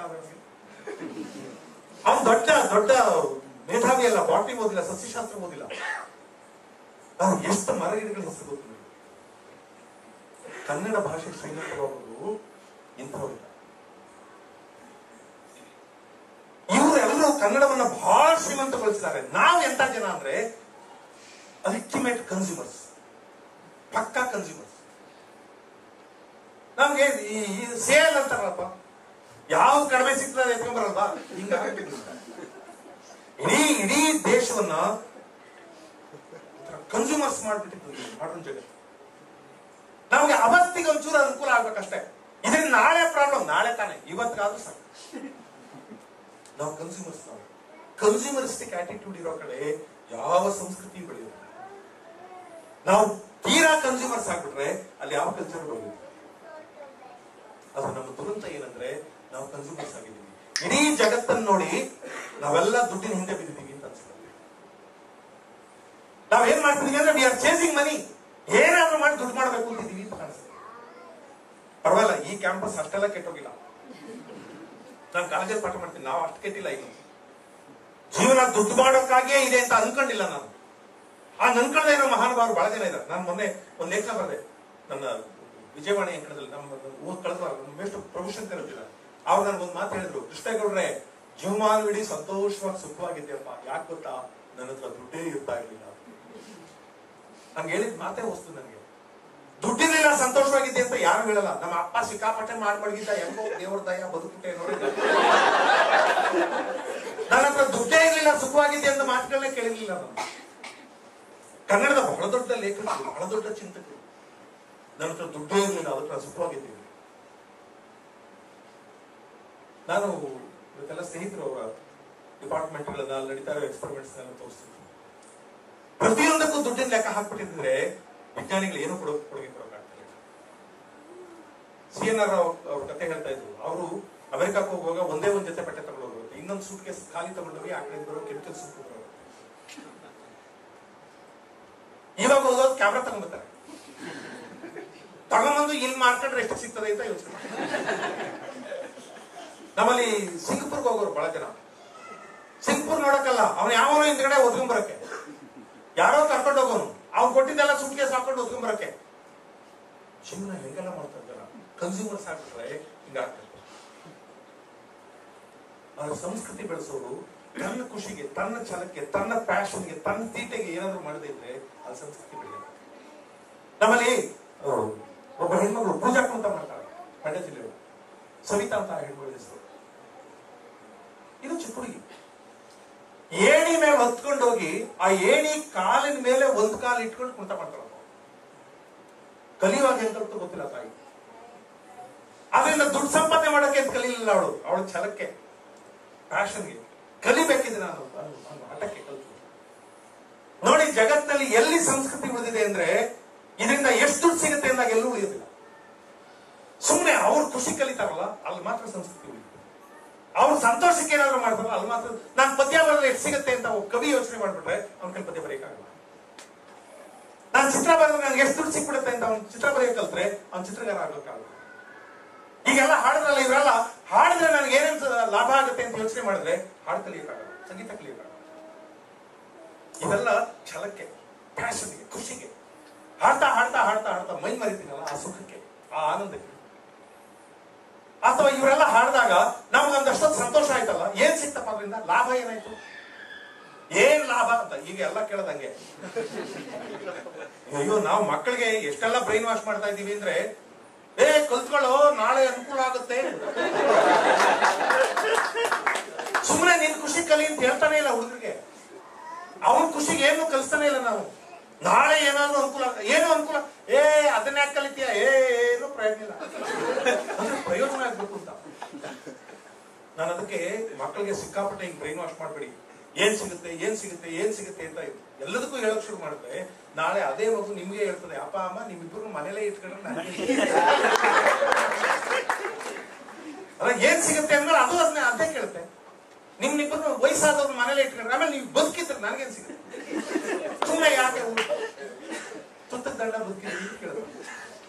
ನಮ್ಮಲ್ಲಿ ಬಹಳ ಜನ ಮಕ್ಕಳು ಈ ತರ ಪ್ರಶ್ನೆ ಮಾಡಕ್ ಶುರು ಮಾಡುದು, ಅಲ್ಲ ವಯಸ್ಸಾದ್ಮೇಲೆ ನೀವು ಯಾಕಿರ್ಬೇಕು ಹೇಳಿ. ನಮ್ಮಲ್ಲಿ ತೀರಾ ಬ್ರೈನ್ ಮುಂದಾಲೋಚನೆ ಅಂತಾರೆ, ಬಹಳ ಮುಂದಾಲೋಚನೆ ಮಾಡ್ಬೇಕು ಅಂತ. ಮಗನಿಗೆ ಪ್ರಾಣ ತಿಂತ ಇದ್ದಂತೆ ನೋಡು, ಅದ್ 3ನೇ ಕ್ಲಾಸು. ಪ್ಲಾನ್ ಮಾಡ್ಕೋ, ಗುರಿ ಇಟ್ಕೋ, ನಾಳೆ SLC ಆದ್ಮೇಲೆ PUC ಆದ್ಮೇಲೆ ಏನ್ ಮಾಡ್ತೀಯ ಗುರಿ ಇಟ್ಕೋ. ಸುಮ್ಮನೆ ಓದಿದ್ರೆ ಆಗಲ್ಲ, ಮುಂದೆ ಏನ್ ಮಾಡ್ಬೇಕು ಯೋಚನೆ ಮಾಡು. IIT ಹೋಗ್ತೀಯ ಯೋಚನೆ ಮಾಡು, 3ನೇ ಕ್ಲಾಸ್ ಯೋಚನೆ ಮಾಡು. ಒಂದ್ ದಿವಸ ಅವ್ರ ಮಗ ಕೇಳ್ದ, ಅಪ್ಪ ಸತ್ ಮೇಲೆ ನಿನ್ನ ಮಣ್ಣಿಗೆ ಹಾಕ್ಬೇಕಾ ಸುಡ್ಬೇಕು? ಅರೆ ಯಾವತ್ತಾದ್ರೂ ಸಾಧ್ಯ ಅಲ್ವಾ, ಅವ್ರು ಮಾಡೋದು ನಾನೇ ಅಲ್ವಾ, ಪ್ಲಾನ್ ಮಾಡ್ಕೋ ಈಗ್ಲೇ. ಹೇಳ್ಬಿಡು ಯಾವ್ದು ಈಗ್ಲೇ. ನಾವು ಒಂದು ಸೋದಗಿದ ಇಟ್ಕೋಬೇಕು ಬಿಡೋ, ಏನ್ ಪ್ಲಾನ್ ಮಾಡೋದು ಅಂತ. ಪ್ಲಾನಿಂಗ್ ಅನ್ನೋವೆಲ್ಲ ಇದೆಯಲ್ಲ, ಮನಸ್ಸು ತನ್ನಂತಾನೆ ಬೆಳೆಯೋಕೆ ಅವಕಾಶ ಕೊಡೋದಿಲ್ಲ. ಸ್ವತಂತ್ರವಾಗಿ ಆ ಕ್ಷಣ ಎಂಥದೋ ಒಂದು ವಾಂಛೆ ಸೃಷ್ಟಿ ಆಗುತ್ತಲ್ಲ ಮನಸ್ಸಲ್ಲಿ, ಅದಕ್ಕೆ ಅವಕಾಶ ಕೊಡೋದಿಲ್ಲ. ನನ್ನ ಮಕ್ಕಳಿಗೆ ನಾನು ಯಾವತ್ತು ನೀವು ಇದನ್ನ ಓದಿದ ಮೇಲೆ ಏನಾಗ್ಬೇಕು ಅಂತ ನಾನು ಹೇಳೇ ಇಲ್ಲ. ನಾವು ಬ್ರೈನ್ ವಾಶ್ ಮಾಡ್ತಿದ್ವಿ ಮಕ್ಕಳು. ಇದೆಂತದ್ದು ಈ ಪರ್ಸನಾಲಿಟಿ ಡೆವಲಪ್ಮೆಂಟ್ ಮಣ್ಣು ಮಸಿ ಅಂತೆಲ್ಲ ಬಂದ್ಬಿಟ್ಟವೆ. 1ನೇ ಕ್ಲಾಸ್ ಮಗುಗೆ ಪರ್ಸನಾಲಿಟಿ ಡೆವಲಪ್ಮೆಂಟ್ ಮಾಡ್ತಾರೆ. ಆಡ್ಕೊಂಡು ಬೆಳೆಯೋ ಮಗು, ಆಡ್ಕೊಂಡು ಬೆಳೆಯೋ ಮಗು ಅದು. ಆ ಮಗುಗೆ ನೋಡು, ನೀನು ದಿವಸಕ್ಕೆ 3 ಸಲ ಮಾತ್ರ ಮೂತ್ರ ವಿಸರ್ಜನೆ ಮಾಡೋದು, ಪ್ಲಾನ್ ಮಾಡ್ಕೋ, ಎಷ್ಟೆಷ್ಟು ಮಾಡ್ಕೋ. ಈಗ ನೋಡಿ, ಇದನ್ನ ಪ್ಲಾನ್ ಮಾಡಿದ್ರೆ ನಾಳೆ ನಿನ್ ಲೈಫ್ಗೂ ಪ್ಲಾನ್ ಮಾಡ್ತಾರೆ. ಯಾಕೆ ಸರ್ ಅದಕ್ಕೆಲ್ಲ ಪ್ಲಾನಿಂಗ್? ಬದುಕನ್ನ ಇಷ್ಟು ಜಡಗೊಳಿಸ್ಬಾರ್ದು, ಎಷ್ಟು ಅಚೇತನಗೊಳಿಸ್ಬಾರ್ದು. ಬದುಕಿಗೆ ಒಂದು ಜೀವ ಇದೆ. ಆ ಕ್ಷಣ ಏನೇನೋ ಖುಷಿಗಳನ್ನ ಬದುಕು ನಮ್ಗೆ ಕೊಡ್ತಾ ಹೋಗುತ್ತೆ. ಅದಕ್ಕೆ ತೆರಿಬೇಕು ಮಕ್ಕಳನ್ನ. ಯಾವತ್ತೋ ಒಂದ್ ದಿವಸ ನನ್ನ ಮಗಳು ನಾನು ಇನ್ಮೇಲೆ ಏನನ್ನು ಓದೋದಿಲ್ಲ, ನಾನು ಬಹಳ ಒಳ್ಳೆ ಪೇಂಟರ್ ಆಗ್ಬೇಕು ಅಂತಿದ್ದೀನಿ ಅಂತಂದ್ರೆ, ಅಂಥದ್ದೊಂದು ಫ್ಲಾಶ್ ಬಂದಿದ್ರೆ, ಅಂಥದ್ದೊಂದು ಬಹಳ ಗಟ್ಟಿಯಾದ ಸಂಕಲ್ಪ ಮನಸ್ಸಲ್ಲಿ ಮೂಡಿದ್ರೆ ಅದನ್ನ ಬಿಡಕ್ ಟ್ರೈ ಮಾಡ್ಬೇಕು. ಅಯ್ಯೋ ಹಂಗ ಆಗದೇ ಇಲ್ಲ. ನಾನು ಒಂದ್ಸಲ ತಮಾಷೆ ಮಾಡ್ತಾ ಇದ್ದೆ. ನಮ್ಮಲ್ಲೊಬ್ರು ಡಾಕ್ಟರ್ ಸುದರ್ಶನ್ ಅಂತ ಒಬ್ರು ಡಾಕ್ಟರ್ ಇದ್ದಾರೆ. ಅವರು ಮೆಡಿಕಲ್ ಕಾಲೇಜ್ ಮುಗಿತಿದ್ದಂಗೆ ಗಿರಿಜನ ಸೇವೆ ಕೊಟ್ಟರು. ಬಿಳಿಗಿರಂಗನ ಬೆಟ್ಟಕ್ಕೆ ಬಂದ್ರು. ಆಮೇಲೆ ಮದುವೆ ಆಗ್ಲಿಲ್ಲ, ಏನೋ ಮಾಡಿ ಅವ್ರಿಗೆ ರೈಟ್ ಲೈವ್ಲಿಹುಡ್ ಅಂತ ಅದು ನೊಬೆಲ್ ಅವಾರ್ಡ್ ಆಲ್ಟರ್ನೇಟ್ ನೊಬೆಲ್ ಅಂತಾರೆ, ಅಂತದೊಂದು ದೊಡ್ಡ ಪ್ರಶಸ್ತಿ ಬಂತು ಅವ್ರಿಗೆ. ಅವ್ರಿಗೆಲ್ಲ ಸನ್ಮಾನ ಮಾಡ್ತಾ ಇದ್ರು, ನಾನು ಅವ್ರ ಗೆಸ್ಟು.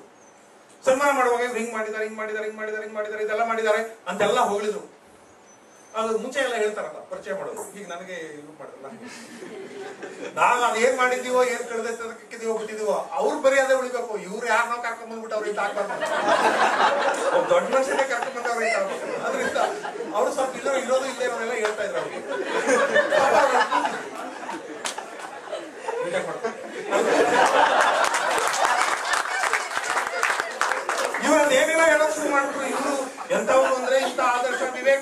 ಮೂಕುರೆ ಹಿಂಗೆ ಅದೆಲ್ಲ ಆದ್ಮೇಲೆ ನಾನು ಹೇಳಿದೆ, ಈಗ ಎಷ್ಟು ಜನ ಅವ್ರಿಗೆ ಸನ್ಮಾನ ಮಾಡುವಾಗ ಚಪ್ಪಾಳೆ ತಟ್ಟಿದ್ರಿ, ಎದ್ದು ನಿಂತ್ಕೊಂಡಿದ್ರಿ. ನಿಮ್ ಮನೇಲಿ ಯಾವ್ದಾದ್ರು ಒಂದು ಮಗು ಸುದರ್ಶನ್ ತರ ಆಯ್ತದೆ ಅಂದ್ರೆ ಇರ್ತೀರ, ಒಪ್ಕೊತೀರ? MBBS ಓದ್ಬಿಟ್ಟು ಮದ್ವೆ ಆಗಲ್ಲ, ನಾನು ಬಡ ಜನರ ಗಿರಿಜನರ ಸೇವೆ ಮಾಡ್ತೀನಿ ಅಂತ ಸೂಟ್ಕೇಸ್ ಓಡ್ಬಿಟ್ರೆ ಅಪ್ಪ ಅಮ್ಮ ಬಾಯಿ ಬಿಡ್ಕೊಂಡ್ಬಿಡ್ತಾರೆ. ಮುಖ ನೋಡು,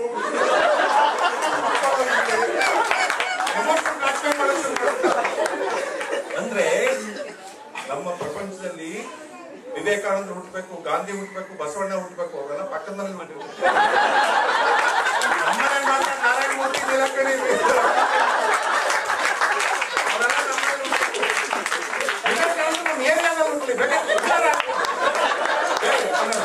ಆದ್ರೆ ನಮ್ಮನೇಲಿ ಮಾತ್ರ ನಾರಾಯಣ ಮೂರ್ತಿ ಹುಟ್ಟ. ನಾವೆಲ್ಲ ಹೀಗಿದ್ದೀವಿ. ಇರ್ಲಿ ಬಿಡಿ, ನಾನು ಭಾಷೆಗೆ ವಿಷಯ ಮಾತಾಡ್ಬೇಕಾದಾಗ ಇವೆಲ್ಲ ಹೇಳ್ಬೇಕಾಯ್ತು, ಹೇಳಿದೆ. ಒಂಚೂರು ಹಾಸ್ಯಕ್ಕೆ ಬಂದ್ಬಿಡ್ತೀನಿ. ಇಲ್ಲ, ಇದು ನನ್ನ ಹಾಸ್ಯ ಟ್ರ್ಯಾಕ್ ಅಲ್ಲ, ನಾ ಇಲ್ಲಿ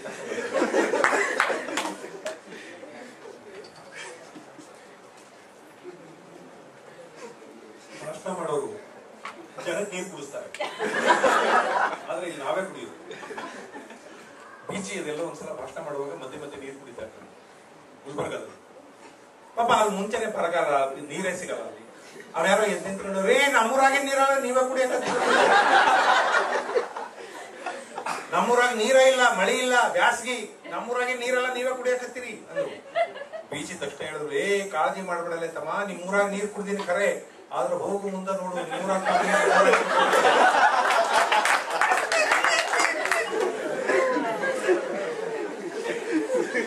ನಾವು ನಾನು ಕನ್ನಡ ಬೇಕು. ಕನ್ನಡ ಎಲ್ಲರೂ ತಪ್ಪಾಗಿ ಬರೆದ್ಬಿಟ್ರೆ ನಮ್ಗೆ ಸ್ವಲ್ಪ ಕಷ್ಟ ಆಗ್ತದೆ. ತಪ್ಪಾಗಿ ಬರೆದ್ರೆ, ತಪ್ಪಾಗಿ ಮಾತಾಡಿದ್ರೆ.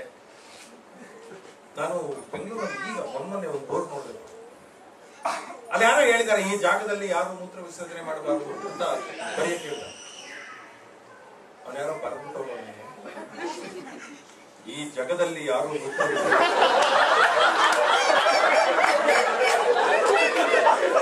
ನಾನು ಬೋರ್ಡ್ ನೋಡಿ ಎದುರೋಗ್ಬಿಟ್ಟೆ. ಏನ್ ಆರ್ಡರ್ ಮಾಡಿದ್ರೆ ಆರ್ಡರ್ ಮಾಡಿದ್ರೆ ಈ ಜಗದಲ್ಲಿ ಯಾರು ಒಂದು ಆರ್ಡರ್ ಪಾಸ್ ಮಾಡ್ಬಿಟ್ಟು ಇನ್ಯಾವ ಜಗತ್ತಿಗೆ ಹೋಗುತ್ತೆ.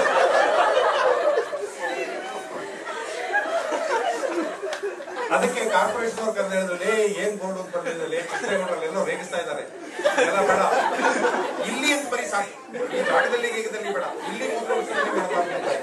ಅವ್ನು ಇನ್ನೆಲ್ಲ ಒಂದ್ ಕಡೆ ಬರ್ದ, ಇಲ್ಲಿ ಅಂದ್ರೆ ಮನುಷ್ಯ ಬೇಕಾದ್ರೆ ಮಾಡ್ಬೋದು, ಇಲ್ಲಿ ಮಾಡ್ಬಾರ್ದು. ಬರೀಬಾರ್ದು ಕನ್ನಡ. ಅಲ್ಲೆಲ್ಲ ಒಂದ್ ಕಡೆ ಬೀಡಿ ಸಿಗರೇಟು ನಿಷೇಧಿಸಿದೆ ಅಂತ ಬರಿಬೇಕು. ಬೀಡಿ ಸಿಗರೇಟು ನಿಷೇಧಿಸಿದೆ ಅಂತ ಬರಿಬೇಕು. ಅವ್ನು ಬರ್ದವನೆ, ಬೀಡಿ ಸಿಗರೇಟು ನಿಷೇಧಿಸಿದೆ. ನನಗೆ ಬಹಳ ಹೊತ್ತು ಇನ್ಯಾಕೆ ನೀ ಸೇಧಿಸಿದೆ ಅಂತ, ಅದು ನಿಷೇಧಿಸಿದೆ.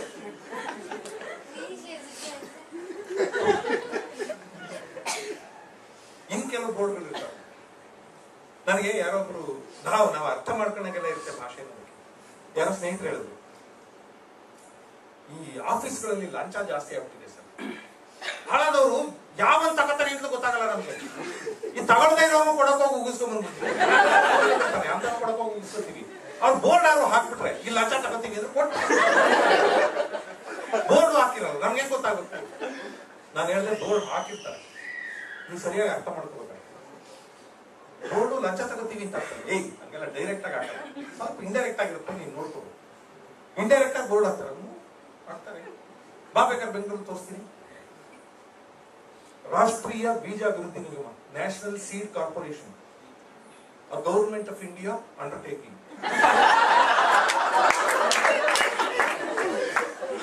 National Construction Company, a government of India undertaking.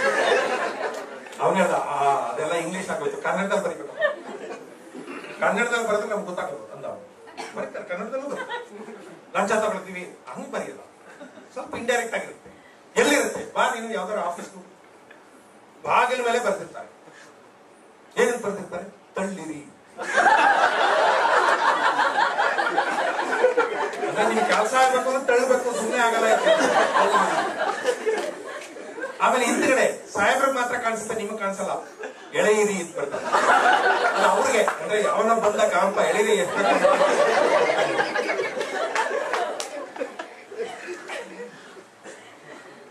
ನಾವು ದುಡ್ಡು ಕೊಡ್ತೀವಪ್ಪ, ಕೆಲಸ ಮಾಡದೇ ಇದ್ರೆ ಅದಕ್ಕೂ ಬೋರ್ಡ್ ಬರ್ತಿರ್ತಾರೆ, ಎಲ್ಲಿ ಇಲ್ಲಿ ಉಗಿಯಬಾರದು, ಕೆಲಸ ಆಗಿಲ್ಲ ಮನೆಗೆ ಹೋಗಿರಿ, ಇಲ್ಲೇ ಉಗಿಬಾರ್ದು, ಮಾಡ್ಕೊಟ್ಟಿದ್ದಲ್ಲ ಕೆಲಸ. ನಾವು ಅರ್ಥೈಸೋದಕ್ಕೆ ಈಗೆಲ್ಲ ಲಿಂಗ್ವಿಸ್ಟ್ ಒಂದು ತೀರ್ಮಾನ ತಂದಿಲ್ಲ, ಜಗತ್ತಿನ ಯಾವ ಭಾಷೆಯ ಯಾವ ಶಬ್ದಕ್ಕೂ ಒಂದು ನಿರ್ದಿಷ್ಟವಾದ ಅರ್ಥ ಇಲ್ಲ. ಇದೇ ಅರ್ಥ ಅಂತಿಲ್ಲ, ಏನ್ ಬೇಕಾದ್ರೂ ಅರ್ಥ. ಈಗ ನಾನು ಒಳ್ಳೆ ಹುಡುಗ ಅಂದೆ ಅಂತ ಇಟ್ಕೊಳ್ಳಿ. ನಾನು ಒಳ್ಳೆ ಹುಡುಗ ಅನ್ನೋದು ಯಾವಾಗ ಅಂದ್ರೆ ನನಗಿಂತ ದೊಡ್ಡವರು ಎದುರಿಗಿದ್ದಾರೆ. ಒಂದು 80 ವರ್ಷದವ್ರು ಎದುರಿಗಿದ್ದಾಗ, ಸಾರ್ ನಾನ್ ನಿಮ್ ಹುಡುಗ ಸರ್ ಅಂದ್ರೆ ಸರಿ. ಈ ಹುಡುಗರ ಮುಂದೆ ನಿಂತ್ಕೊಂಡು ನಾನ್ ನಿಮ್ ಹುಡುಗ ಅಪ್ಪ, ಯಾಕೆ ಸರ್ ಹಿಂಗೆಲ್ಲ ಮಾತಾಡ್ತೀನಿ? ಹುಡುಗ ಅನ್ನೋ ಶಬ್ದ ದೊಡ್ಡವ್ರ ಹತ್ರ ಆದ್ರೆ ನಾನು ಹುಡುಗ ಆಗ್ತೀನಿ, ಚಿಕ್ಕವ್ರ ಹತ್ರ ನಾನು ಹುಡುಗ ಅಲ್ಲ. ಸೊ ಯಾವ ಶಬ್ದವು, ನಾಯಿ ಅನ್ನೋ ಶಬ್ದ, ಎಷ್ಟು ಶಬ್ದ, ಯಾವ್ದಾದ್ರು ಶಬ್ದ ಹೇಳಿ ನಾ ಹೇಳ್ತೀನಿ, ಅದಕ್ಕೊಂದು ನಿರ್ದಿಷ್ಟವಾದ ಅರ್ಥ ಇಲ್ಲ. ನಾಯಿ ಅನ್ನೋ ಶಬ್ದ. ಮನೆಯಲ್ಲಿ ನೀವು ಗಂಡ ಹೆಂಡತಿ ಇಬ್ಬರೇ ಇದ್ದೀರಾ, ಗಂಡ ಹೆಂಡತಿ ಇಬ್ಬರೇ ಯಾಕೆ, ಅದು ಇದೆಯಲ್ಲ ನಾಯಿ.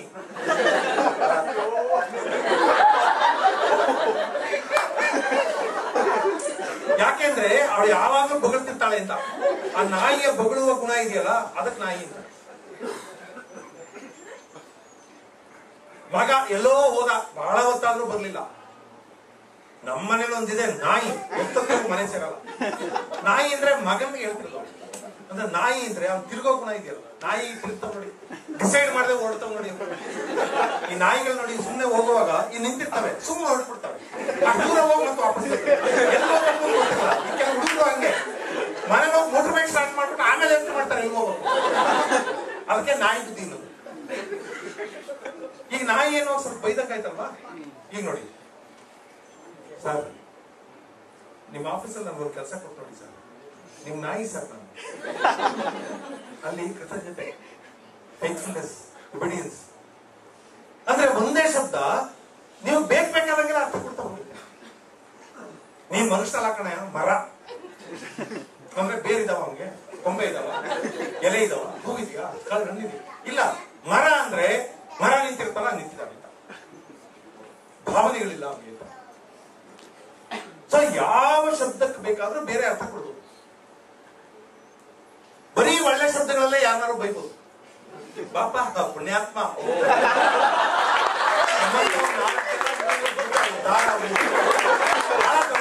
ಏನ್ ಎಂತ ದೊಡ್ಡ ನಿಮ್ಮಂತವ್ ಇರೋದ್ರಿಂದಾನೆ ಕಾಲ ಕಾಲಕ್ಕೆ ಕನ್ಸ್ಕೊಂಡ್ಬಿಟ್ರೆ ನಾವು ಸರ್ಕಾರ ತೋರಿಸ್ಬಿಡ್ತೀವಿ.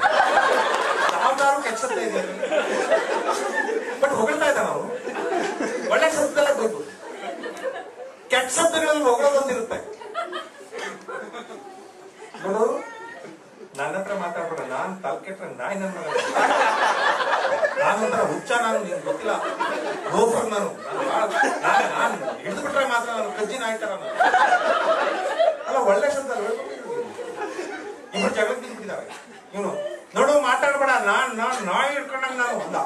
ಅವ್ರ ಎದುರುಗಡೆ ನೀನ್ ನಾಯಿ ಆದ್ರೆ ನಾನು ಡಬಲ್ ನಾಯಿ ಬಿಡು ಅಂದ. ಇಂಟು 2 ಹಾಕ್ಬಿಟ್ರೆ ಇವ್ನಿಂದ ತೆಕ್ಕ ಬೈದೆ ಅಂತ ಎಲ್ರಿಗೂ ಬೈಯಕ್ ಬರಲ್ಲ. ಆಮೇಲೆ ನೋಡು, ನಾನು ಲೋಫರ್, ನಾನು ತಿಳ್ಕೊಂಡು, ನಾನು ಅಷ್ಟೇ ಡಬಲ್ ಲೋಫರ್. ಅಪ್ಪನ್ ಬಿಟ್ಟದ ಮಗ ನಾನು, ನಾವು ಅಷ್ಟೇ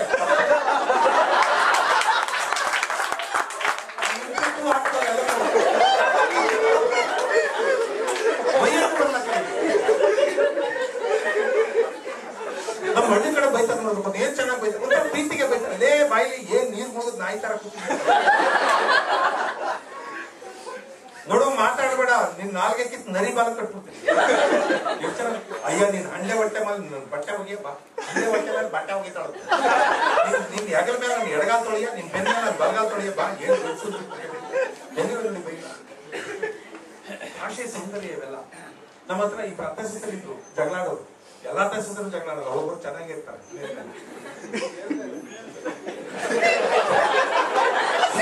ಕೇಳಿಸ್ಕೋಬಾರ್ದು. ಸೊಸೆ ಅತ್ತೆನ್ ಬೈಬೇಕು, ಅತ್ತೆ ಸೊಸೆನ್ ಬೈಬೇಕು, ಡೈರೆಕ್ಟ್ ಆಗಿ ಬೈಲ್ಲ. ನಮ್ಮಲ್ಲಿ ಇಮೇಜಸ್ ಅಂತಾರೆ. ಇಮೇಜ್ ಅಂದ್ರೆ ಏನೋ ಹೇಳ್ತಾರೆ, ಇನ್ನೇನೋ ಅರ್ಥ. ಕುರುಡು ನಾಯಿ ಸಂತೆಗೆ ಬಂತಂತೆ, ಅದು ಯಾಕೆ ಬಂತೋ ಕುರುಡು ನಾಯಿ ಸಂತೆಗೆ ಬಂತಂತೆ.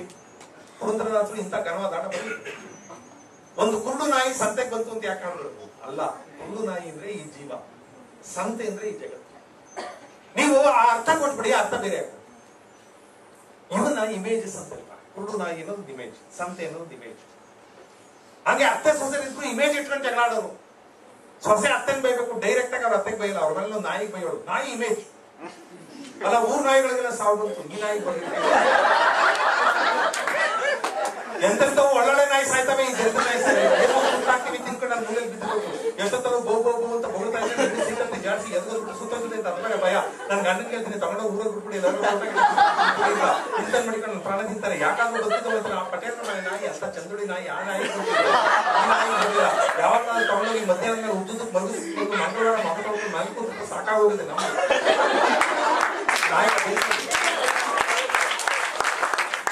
ನಾಯಿ ಇಮೇಜ್ ಅಷ್ಟೇ. ತಲುಪ್ತಾ ಇರೋ ಅರ್ಥವೇ ಬೇರೆ. ಅದಕ್ಕೆ ಅವ್ರ ಅತ್ತೆನೂ ಜಾಣೆ, ಅವಳು ಸೊಸೆನ್ ಬೈಬೇಕು, ಅವಳು ಡೈರೆಕ್ಟ್ ಆಗಿ ಬೈತಿರ್ಲಿಲ್ಲ. ಒಂದ್ ಬೆಕ್ಕಿಗೆ ಬೈಯೋದು, ಮಣ್ಣನ್ ಬೇಕು ಅದಕ್ಕೆ ಬೈಯೋದು. ತರುವಾಗ್ಲೇ ಬಡ್ಕೊಂಡೆ ನನ್ನ ಮಗನಿಗೆ ತರಬೇಡ ಇದ್ನ. ಅಯ್ಯೋ ರೂಮ್ ಚೆನ್ನಾಗಿಲ್ಲ, ವಂಶ ಚೆನ್ನಾಗಿಲ್ಲ, ತರಬೇಡ, ಬೇಡ, ಅದು ಒಳ್ಳೆ ವಂಶದಲ್ಲಿ ಹುಟ್ಟಿಲ್ಲ, ಒಳ್ಳೆ ಬಟ್ಟೆ ಹುಟ್ಟಿಲ್ಲ, ತರಬೇಡ ಅಂತಂದೆ. ಹೋಗಿ ಆ ಬೆಳ್ಳಗಾಡಿ ಅಂತ ಹೊತ್ಕೊಂಡ. ಯಾರು ತರದೆ ಬರ್ದೆ ನಿಂತಿದ್ರೇನೋ, ಇದೋ ಅಲ್ಲ ಹಲ್ಕಿಸ್ಬಿಡ್ತು ಈ ನನ್ನ ಮಗ. ಮಳ್ಳಿ ಮಳ್ಳಿ ಹೆಜ್ಜೆ ಮಡಗಬೇಡ. ಈ ತರ ಹೆಜ್ಜೆ ಮಡಗಿದ್ರೆ ನನ್ ಮೈಯೆಲ್ಲ ಉಳಿತದೆ. ಸೊಂಟ ತಿರುಗಿಸ್ಬೇಡ, ಸೊಂಟ ಮುರಿದು ಬಿಡ್ತೀನಿ. ನನಗೆ ಕಣ್ಣು ಬಿಡ್ತೀಯ, ನೀನು ಕಣ್ಣು ಬಿಡ್ತೀಯ. ನನಗೆ ಅವ್ರು ಬೇಡ, ತಗೊಂಡು ಕಣ್ಣು ತಿರ್ಸ್ಬಿಡ್ತೀನಿ. ಯಾವ ಮಾಯದಲ್ಲಿ ನೆಗದ ಅದೆಲ್ಲ ಪರಸ್ತೀಯೋ ಗೊತ್ತೇ ಆಗೋದಿಲ್ಲ. ಬೆಕ್ಕಿಗ ಬೈತೋಡು. ಈ ಅಮ್ಮನ ಮಗ ಹುಡುಗಿ ಗಂಡ, ಅವನು ಹೊರಗಡೆ ಹೊಟ್ಟೋಗ್ಬಿಡ್ತಾನೆ, ಜಗಳ ಶುರು ಆಗ್ಬಿಡ್ತಾರೆ. ಅಲ್ಲಿ ತಿರ್ಕೊಂಡು ಆ ಕಡೆಗೆ ಬೈಯೋದು. ನಮ್ಮ ಮನೇಲಿ ಎರಡು ಎಗಡ ಸೇರ್ಕೊಂಡ್ಬಿಡ್ತಾರೆ.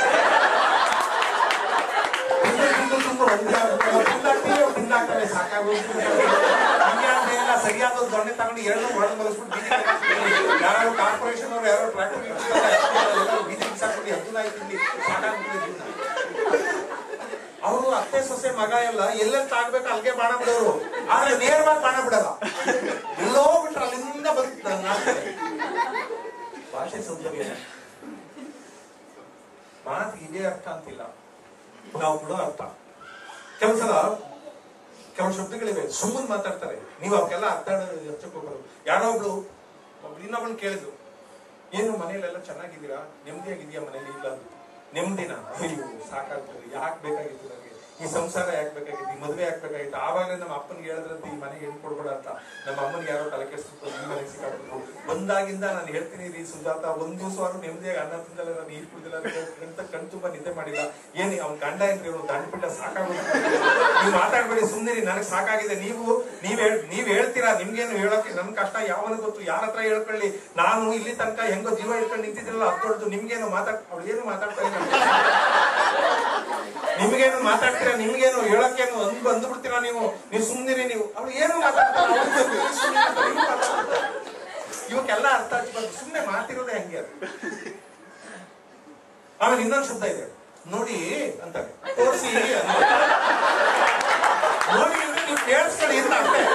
ನೋಡಿ ಅಂತ ಕೈಲ ತೋರಿಸಿ ನೋಡಿ ಅಂತ ಸುಮ್ಮನೆ. ಅದಾರ ಅವ್ರ ಅಪ್ಪ ಮಗನ್ ಬೈತಾ ಇದ್ದಲೇ, ಕಳ್ಳನ ಮಗನೇ ಫೇಲ್ ಆಗಿದ್ಯಾ, 35 ನಂಬರ್ ತಗೊಳಕ್ಕಾಗಲಿಲ್ಲ ನಿನ್ನ ಯೋಗ್ಯತೆಗೆ. ಹಿಂದ್ಗಡೆ ಮನೆ ಹುಡುಗಿ ನೋಡು 98 ನಂಬರ್ ತಗೊಂಡವಳೆ, 98 ನಂಬರ್ ತಗೊಂಡವಳ ಹುಡುಗಿ ನೋಡು. ಅವ್ಳು ಹೇಳ್ದ, ಅವಳು ನೋಡೇ ಫೇಲ್ ಆಗ. ನೋಡು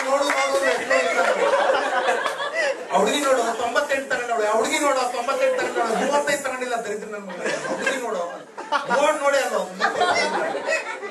ನೋಡು ಅಂದ್ರೆ ಹೋಗಿ ನೋಡು ಅಂತಲ್ಲ ಅರ್ಥ. ಸುಮ್ಮನೆ ಮಾತಾಡ್ತಾರೆ, ಅರ್ಥ ಹಚ್ಕೊ. ನೀವು ನೋಡ್ಬೇಕು ಅಂತಾರ, ಇನ್ನೂ ಚಂದ. ನೋಡ್ಬೇಕು ಅಂತಾರೆ, ನೋಡ್ಬೇಕು ಅಂದ್ರೆ ನೀವು ಹೋಗಿ ನೋಡ್ಕೊಂಡ್ ಬರ್ಬೇಕು ಅಂತಾರೆ.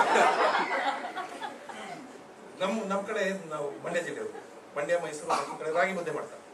ನಮ್ಮ ಮನೇಲಿ ರಾಗಿ ಮುದ್ದೆ ಮಾಡ್ತಾರೆ. ಮಲ್ಲಿಕಾರ್ಜುನ್ ನೀವು ನೋಡ್ಬೇಕು ಅಂದ್ರೆ ಇಲ್ಲಿಂದ ಮಡ್ರಾಸಿಂದ ಹೊರಟು ರಾಗಿ ಮುದ್ದೆ ನೋಡಿ, ಏನ್ ತಾಜ್ ಮಹಲ್ ಅದು ನೋಡ. ನೀವು ನೋಡ್ಬೇಕು ಅಂದ್ರೆ ಏನ್ ಮಹಾ ನೋಡೋದು ರಾಗಿ ಮುದ್ದೆ. ಮಾತಷ್ಟೇ, ನೋಡ್ಬೇಕು ನೋಡ್ಲೇಬೇಕು ಅಂತ ನಾನು. ನಮ್ಮ ಮನೆ ಹತ್ರ ಇಬ್ರು ಹೆಂಗ್ಸ ಮಾತಾಡ್ತಾರೆ. ಒಂದಮ್ಮ ಇನ್ನೊಬ್ಳು ಕೇಳಿ, ಏನ್ರಿ ರೇಖಾ ಯಜಮಾನ್ರ ಮನೇಲಿ ಇಲ್ವಾ? ಇದಾರೆ, ಎಲ್ಲ ಕಾಣ್ಲೇ ಇಲ್ಲ. ಅಯ್ಯೋ, ನಮ್ಮ ಯಜಮಾನ್ರ ಸಾವಾಸ ನಿಮ್ಗೆ ಗೊತ್ತಿಲ್ಲ. ಇವ್ರ ಯಜಮಾನ್ರ ಸಾವಾಸ ಅವ್ರಿಗೆ ಸುಮ್ಮನೆ ಮಾತಾಡ್ತಾರೆ, ಅರ್ಥ ಹೋಗ್ಬಾರೆ ಎಲ್ಲಕ್ಕೂ ಅರ್ಥ ಅವರು ತಿಂಗಳಿಗೊಂದ್ಸಲ ಎಣ್ಣೆ ಹಾಕೊಂಡು ಸ್ನಾನ ಮಾಡ್ತಾರೆ. ಇಲ್ಲ ಎಣ್ಣೆ ಹಾಕ್ತಾರಲ್ಲ, ಮೈಗೆಲ್ಲ ಎಣ್ಣೆ ಹಾಕೊಂಡು ಬಿಸಿಲಲ್ಲಿ ನಿಂತ್ಕೊಂಡು ಮೈಯೆಲ್ಲ ನೆನೆಸ್ಬಿಡ್ತಾರೆ ಕಣ್ರಿ. ನೆನೆಸ್ಕೊಂಡು ಬಚ್ಚಲ ಮನೇಲಿ ಕೂತ್ಕೊಂಡ್ಬಿಟ್ರೆ ಸ್ನಾನಕ್ಕೆ 1 ಗಂಟೆ ಹೊರಗಡೆ ಬರೋದು. ಬಚ್ಚಲ ಮನೇಲಿ ಒಂದು ಸ್ನಾನ ಮಾಡ್ತಾರೆ, ನೀವು ನೋಡ್ಬೇಕು. 3 ಗಂಟೆ ಸ್ನಾನ ಮಾಡಿದ್ರೆ ಅವಳೇ ಅವ್ರ ಬಚ್ಚಲ ಮನೇಲಿ ಸ್ನಾನ ಕೂತ್ಕೊಂಡ್ಬಿಟ್ರೆ ನೀವು ನೋಡ್ಬೇಕು. 1 ಗಂಟೆ ಆದ್ರೂ ಹೊರಗಡೆ ಬರೋದು. ಆಮೇಲೆ ಹಳ್ಳಿಯವರೆಲ್ಲ ಕಲ್ಲಲ್ಲಿ ಮೈ ಉಜ್ಕೋತಾರೆ, ಮೈಯುಜ್ಜದ ಬೇರೆ ನೋಡ್ಬೇಕು. ಆಮೇಲೆ ಸ್ನಾನ ಮುಗಿಸ್ಕೊಂಡು ಬಂದ್ಮೇಲೆ ಗಟ್ಟಿ ಆಗಿರೋದು ಬ್ಲಾಂಕೆಟ್ ಹೊತ್ಕೊಂಡು ಮಲ್ಕೊಂಡ್ಬಿಡ್ತಾರಪ್ಪ. ನೀವು ನೋಡ್ಬೇಕು, ಬೇವಸ್ಬಿಡ್ತಾರೆ. ಅಂದ್ರೆ ಅವ್ಳು ಎಷ್ಟು ನೋಡ್ಬೇಕು, ಇವಕ್ಕೆಲ್ಲ ಅರ್ಥ ಇಲ್ಲ, ಸುಮ್ಮನೆ ಮಾತಾಡ್ತಾರೆ. ಎಲ್ಲ ಮಾತಕ್ಕೂ ಅರ್ಥ ಕೊಡ್ತಾರೆ. ನೀವೇ ಯೋಚನೆ ಮಾಡಿದ್ರೆ ಯೋಚನೆ ಯಾಕೆ ಮಾಡ್ಬೇಕು?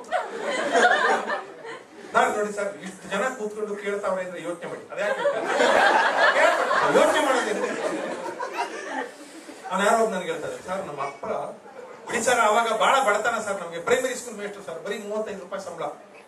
35 ರೂಪಾಯಿ ಸಂಬಳ ನಮ್ಮ ಅಪ್ಪನಿಗೆ. ನಾವು 11 ಜನ ಮಕ್ಕಳು. ಯೋಚನೆ ಮಾಡಿ, ಅವ್ರ ಅಪ್ಪನಿಗೆ 11 ಜನ ಮಕ್ಕಳು ಅಂತ ನನ್ನ ಯೋಚನೆ ಮಾಡಿ. ಅಲ್ಲ ಯಾರು ನಿಮ್ಮ ಅಪ್ಪನಿಗೆ 11 ಜನ ಮಕ್ಕಳು ನಾನೇ ಯೋಚನೆ ಮಾಡ್ಬೇಕು. ನಿಮ್ಮ ಅಪ್ಪ ಯೋಚನೆ ಮಾಡ್ಬೇಕಾಗಿತ್ತು. ಇಷ್ಟು ವರ್ಷ ಆದ್ಮೇಲೆ ನಾನು ಯೋಚನೆ ಮಾಡ್ಬೇಕಾಗಿತ್ತು. ನಮ್ಮ ಅಪ್ಪನಿಗೆ 11 ಜನ ಮಕ್ಕಳು, ಅದರಲ್ಲಿ 8 ಜನ ಹೆಣ್ಮಕ್ಳು. ನೀವು ಯೋಚನೆ ಮಾಡಿ. ಅಯ್ಯೋ, ಕಟ್ಕೊಂಡವ್ರು ಯೋಚನೆ ಮಾಡ್ತಾರೆ, ನನ್ನೇ ಇವಕ್ಕೆಲ್ಲ ಅರ್ಥ ಇರಲ್ಲ. ಇಂಥ ಬೇಕಾದ ಶಬ್ದ ಇದೆ. ಈಗ ನೀವೊಂದು ಕೆಲಸ ಮಾಡುವಂತ, ಈಗ ನೀವು ಬಹಳ ಜನ ಹಂಗೆ. ಈಗ ನೀವು ಅವ್ನ ಯಾರೋ ಮಂತ್ರಿ ಹತ್ರ ಕೆಲಸ ಕೇಳಕ್ ಹೋಗೋಣ, ಯಾರೋ ಬಳ್ಳಿ ರೈತ, ನಮ್ಮ ಹುಡುಗ ಇಂಜಿನಿಯರಿಂಗ್ ಪಾಸ್ ಮಾಡೋನೆ, ಏನಾರು ಒಂದು ಕೆಲಸ ಕೊಡ್ಸಿ. ಇಂಜಿನಿಯರಿಂಗ್ ಪಾಸ್ ಮಾಡೋನೇನಪ್ಪ, ಚೆನ್ನಾಗಿ ಪಾಸ್ ಮಾಡೋಣ, ಫಸ್ಟ್ ಕ್ಲಾಸ್ ಬಂದವನೇ ಸುಮ್ಮಿ. ಹೌದಾ, ಹಂಗಾರೆ ನೀವೊಂದು ಕೆಲಸ ಮಾಡು, ನನ್ನ ಮಗನ ಕೆಲಸ ಕೇಳಕ್ ಹೋಗ್ಬೋದು. ಹಂಗಾರೆ ನೀವೊಂದು ಕೆಲಸ ಮಾಡು ಸ್ವಾಮಿ, ನಾನು ಕೆಲಸ ಮಾಡೋದು ನನ್ನ ಮಗ ಮಾಡ್ಬೇಕು, ಏನ್ ಮಾಡ್ಬೇಕು ಹೇಳಿ, ನೀವೊಂದು ಕೆಲಸ ಮಾಡು ಅಂತ. ನನಗೆ ಇಲ್ಲೆಲ್ಲ ದಾರಿ ಗೊತ್ತಾಗ್ಲಿಲ್ಲ ಅಂತ ಇಟ್ಕೊಳ್ಳಿ. IIT ಒಳಗೆ ಬಂದ್ಬಿಟ್ಟಿದ್ದೀನಿ ಸರ್. ನಾನು ಇಲ್ಲಿಂದ ಇದು ಚೆನ್ನೈ ಸೆಂಟ್ರಲ್ಗೆ ಹೋಗ್ಬೇಕು ಸರ್. ಯಾವ ಕಡೆ ಹೋಗ್ಬೇಕು ಸರ್? ಚೆನ್ನೈ ಸೆಂಟ್ರಲ್ಗೆ ಹೋಗ್ಬೇಕಾ? ಹಂಗಾದ್ರೆ ನೀವು ಕೆಲಸ ಮಾಡಿ ಕೊಡ್ಸಿ. ಹಂಗಾರೆ ಅವರು ನಾನು ಕೆಲಸ ಮಾಡಕ್ ಬಂದಿಲ್ಲ ಸ್ವಾಮಿ, ಚೆನ್ನೈ ಸೆಂಟ್ರಲ್ ಟ್ರೈನ್ ಹತ್ಬಿಟ್ಟು. ಹಂಗಾದ್ರೆ ನೀವು ಕೆಲಸ ಮಾಡಿ ಸರ್. ಕೆಲಸ ಏನ್ ಮಾಡೋದು? ಈಗ ನೀವು ಸ್ಟ್ರೈಟ್ ಹೋಗ್ಬಿಡಿ, ಅಲ್ಲೊಂದು ಸರ್ಕಲ್ ಸಿಗುತ್ತೆ, ಅಲ್ಲೊಂದು ಕೆಲಸ ಮಾಡಿ. ಸರ್ಕಲ್ ಕೆಲಸ ಮಾಡೋದು, ಅಲ್ಲಿ ಲೆಫ್ಟ್ ಟರ್ನ್ ಆಗ್ಬಿಡಿ. ಲೆಫ್ಟ್ ಟರ್ನ್ ಆಗ್ಬಿಟ್ಟು ಸ್ವಲ್ಪ ಮುಂದೆ ಹೋದ್ರೆ ಅಲ್ಲೊಂದು ಸಣ್ಣದೊಂದು ಇದು ರೇಮಾನ್ ಶಾಪ್ ಇದೆ, ಅಲ್ಲೊಂದು ಕೆಲಸ ಮಾಡಿ. ಅಲ್ಲೇ ನಾವು ಗುಡ್ಸೋದು ಬಿಡ್ಸೋದು ಕೆಲಸ ಮಾಡಿ ಅಂತ. ಆಮೇಲೆ ಇನ್ನೊಂದು ಲೆಕ್ಕ ಹಾಕು ಅಂತ. ಲೆಕ್ಕ ನೀನೇ ಲೆಕ್ಕ ಹಾಕು ಸರ್. ಇವಾಗೆಲ್ಲ ಬಹಳ ಕಷ್ಟ ಬಿಡಿ ಸರ್, ವಯಸ್ಸಾಗುತ್ತೆ. ನಾನು ಚಿಕ್ಕವನಾಗಿದ್ದಾಗ ಕೂತ್ಬಿಟ್ರೆ 32 ಇಡ್ಲಿ ತಿಂತಿದ್ದೆ ಸರ್. 32 ಇಡ್ಲಿ ತಿಂತಿದ್ದೆ ಲೆಕ್ಕ. ಆಮೇಲೆ ಇವನೇ 32 ಅಂತ ಹೇಳ್ತಾರೆ, ಇಲ್ಲಿ ಲೆಕ್ಕ. ನಾವು 32 ಇಡ್ಲಿ ತಿಂತಿದ್ದೆ, ನೀವು ಲೆಕ್ಕ ಹಾಕ್ತಿದ್ದೆ. ನೀನು ಯಾವ್ದೋ ಕಾಲದಲ್ಲಿ ತಿಂತಾ ಇದ್ರೆ ಇವತ್ತು ಲೆಕ್ಕ ಹಾಕ್ತಿದ್ದೆ. ಇವಾಗೆಲ್ಲ ಆಗ್ತಾ ಇರೋದು ಎಂತ ಬಹಳ ಶಬ್ದಗಳಿರ್ತವೆ. ಈ ನಾವು ಬಹಳ ಸಲ ಹೇಳ್ತಿರ್ತೀವಿ, ನೀವು ಉತ್ತರ ಕರ್ನಾಟಕ ಕಡೆ ಹೋಗಿ, ಉತ್ತರ ಕರ್ನಾಟಕ ಇಲ್ಲಿ ಉತ್ತರ ಕರ್ನಾಟಕ ಕಡೆ ಹೋಗಿ, ಮಾತು ಅಂದ್ರೆ ಬಿಡೇ ಇಲ್ಲೇ ಮಾತಾಡೋರು. ನೀವು ಸುಮ್ಮನೆ ಯಾರ್ದಾರು ಮನೆಗೆ ಫೋನ್ ಮಾಡಿ, ಹಿರೇಮಠ್ರ ಇದಾರೇನ್ರಿ ಅಂದಿದ್ದೀವಿ.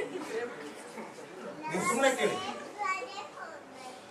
ನೀವು ಮಂಗಳೂರ್ನವ್ರಿಗೆ ಫೋನ್ ಮಾಡಿ, ಅವ್ರು ಮಾತಾಡ್ತಾರೆ.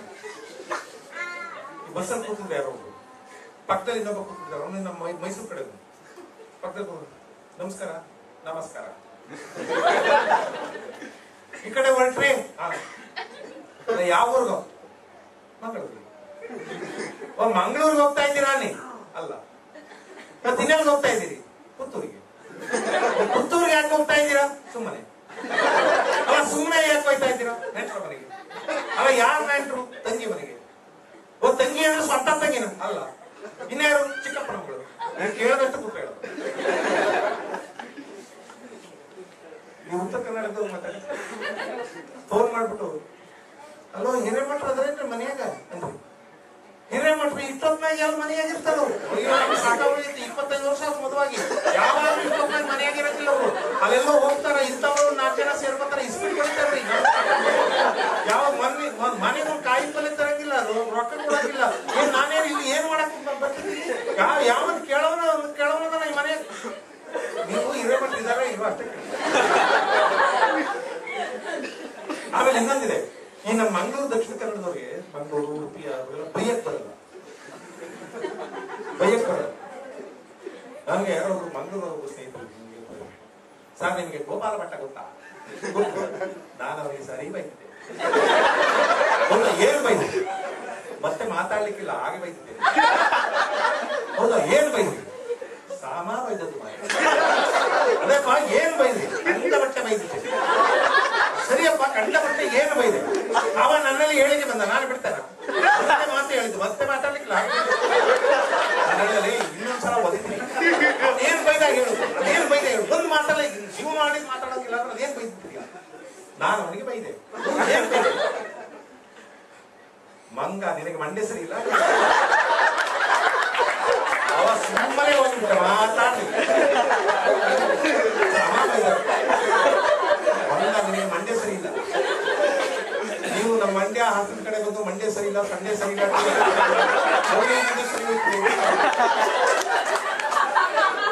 ಅವ್ರು ಬೈಕ್ ಬರ್ತಾರೆ. ನೀವು ಒಂದ್ ಕಡೆ ಒಂದ್ ಸ್ವಭಾವ.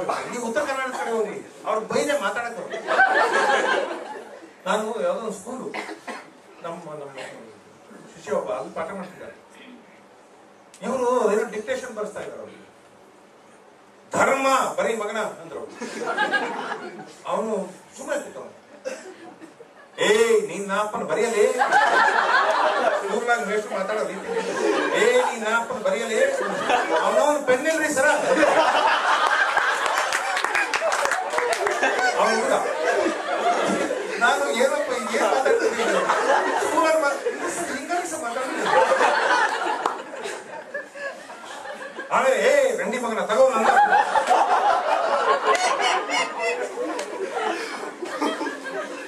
ಮತ್ತೆ ಅವ್ ಪೆನ್ನಿಂದ ಬರೆಯಿದ್ರೆ ಯಾವ ಸುಳಿಗೆ ಆಗ್ತದೆ?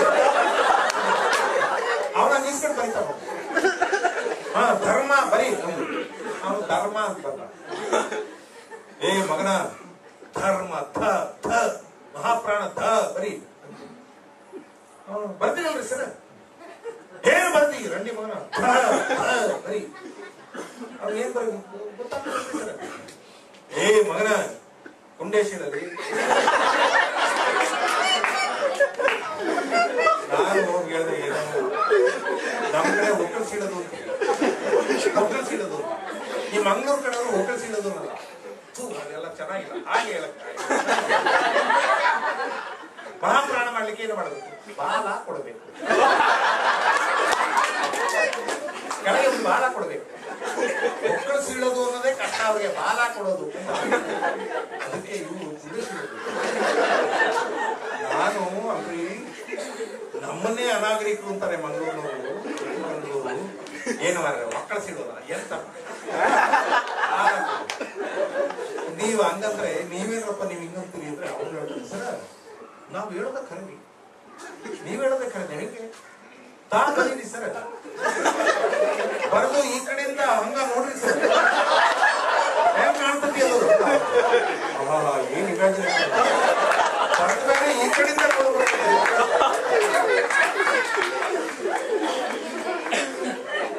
ಉತ್ತರ ಕರ್ನಾಟಕದವರು ಅಂದ್ರೆ ಅವರು ಸತ್ಯವಾಗ್ಲೂ ಹೇಳ್ತಿದ್ದೀನಿ, ಕೆಟ್ಟವರು ಅಂತಲ್ಲ, ಅವ್ರ ಭಾಷೆ ಸರಿ ಇಲ್ಲ ಅಂತ. ಭಾಷೆಗೆ ಕಮ್ಯುನಿಕೇಶನ್ ಅಷ್ಟೇ. ಅವ್ರೆ ಬರೀ ಬರೀ ಒಳ್ಳೆ ಮಾತಲ್ಲಿ ಯಾರು ಕೊಲ್ಬಹುದು, ಕೆಟ್ಟ ಮಾತಾಡಿದಾಗ ಪ್ರೀತಿ. ನೀವು ಅದೇ ನಮ್ಮ ಸ್ನೇಹಿತರೊಬ್ರು ಮಗುನ ಎತ್ಕೊಳ್ತಾ ಇದ್ದಾರೆ. ಮಗು, ನಾವು ತಂಗಿ ಮಗು, ಬಾರಲೇ ಬಾರಲೇ ರಂಡಿ. 3 ತಿಂಗಳ ಮಗು ಅದನ್ನ ಎತ್ಕೊಳ್ಳುವಾಗ ರಂಡಿ ಪ್ರೀತಿ ಅಷ್ಟೇ. ಅದು ಪ್ರೀತಿ. ಬೊಟ್ಟಿಡ್ದಲ್ಲಿ ನೋಡೋದು ನಿನ್ನ ಮಗಳು, ಅಯ್ಯೋ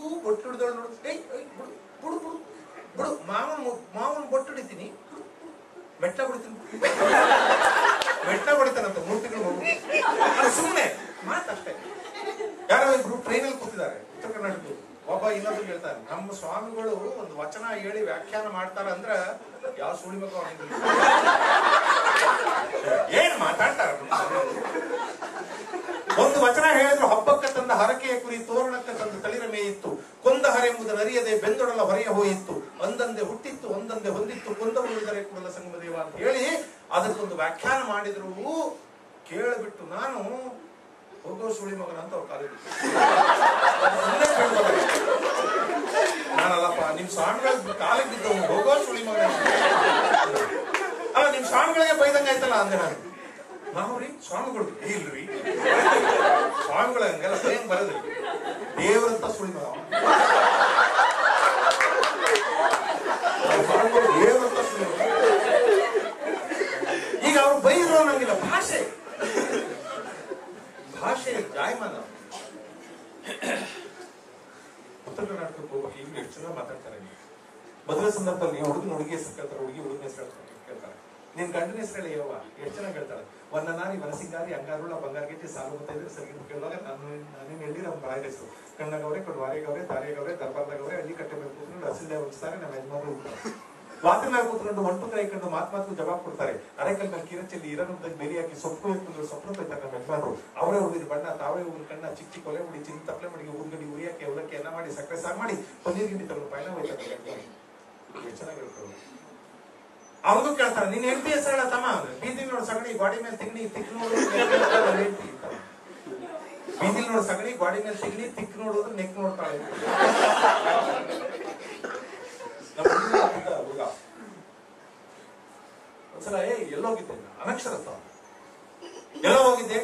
ಅವನ ಹಳ್ಳಿನಲ್ಲಿ ನಾಟಕ ಗೀತೆ ನೋಡ್ಕೊಂಡಿದ್ದಾರೆ ಮಹಾಭಾರತ.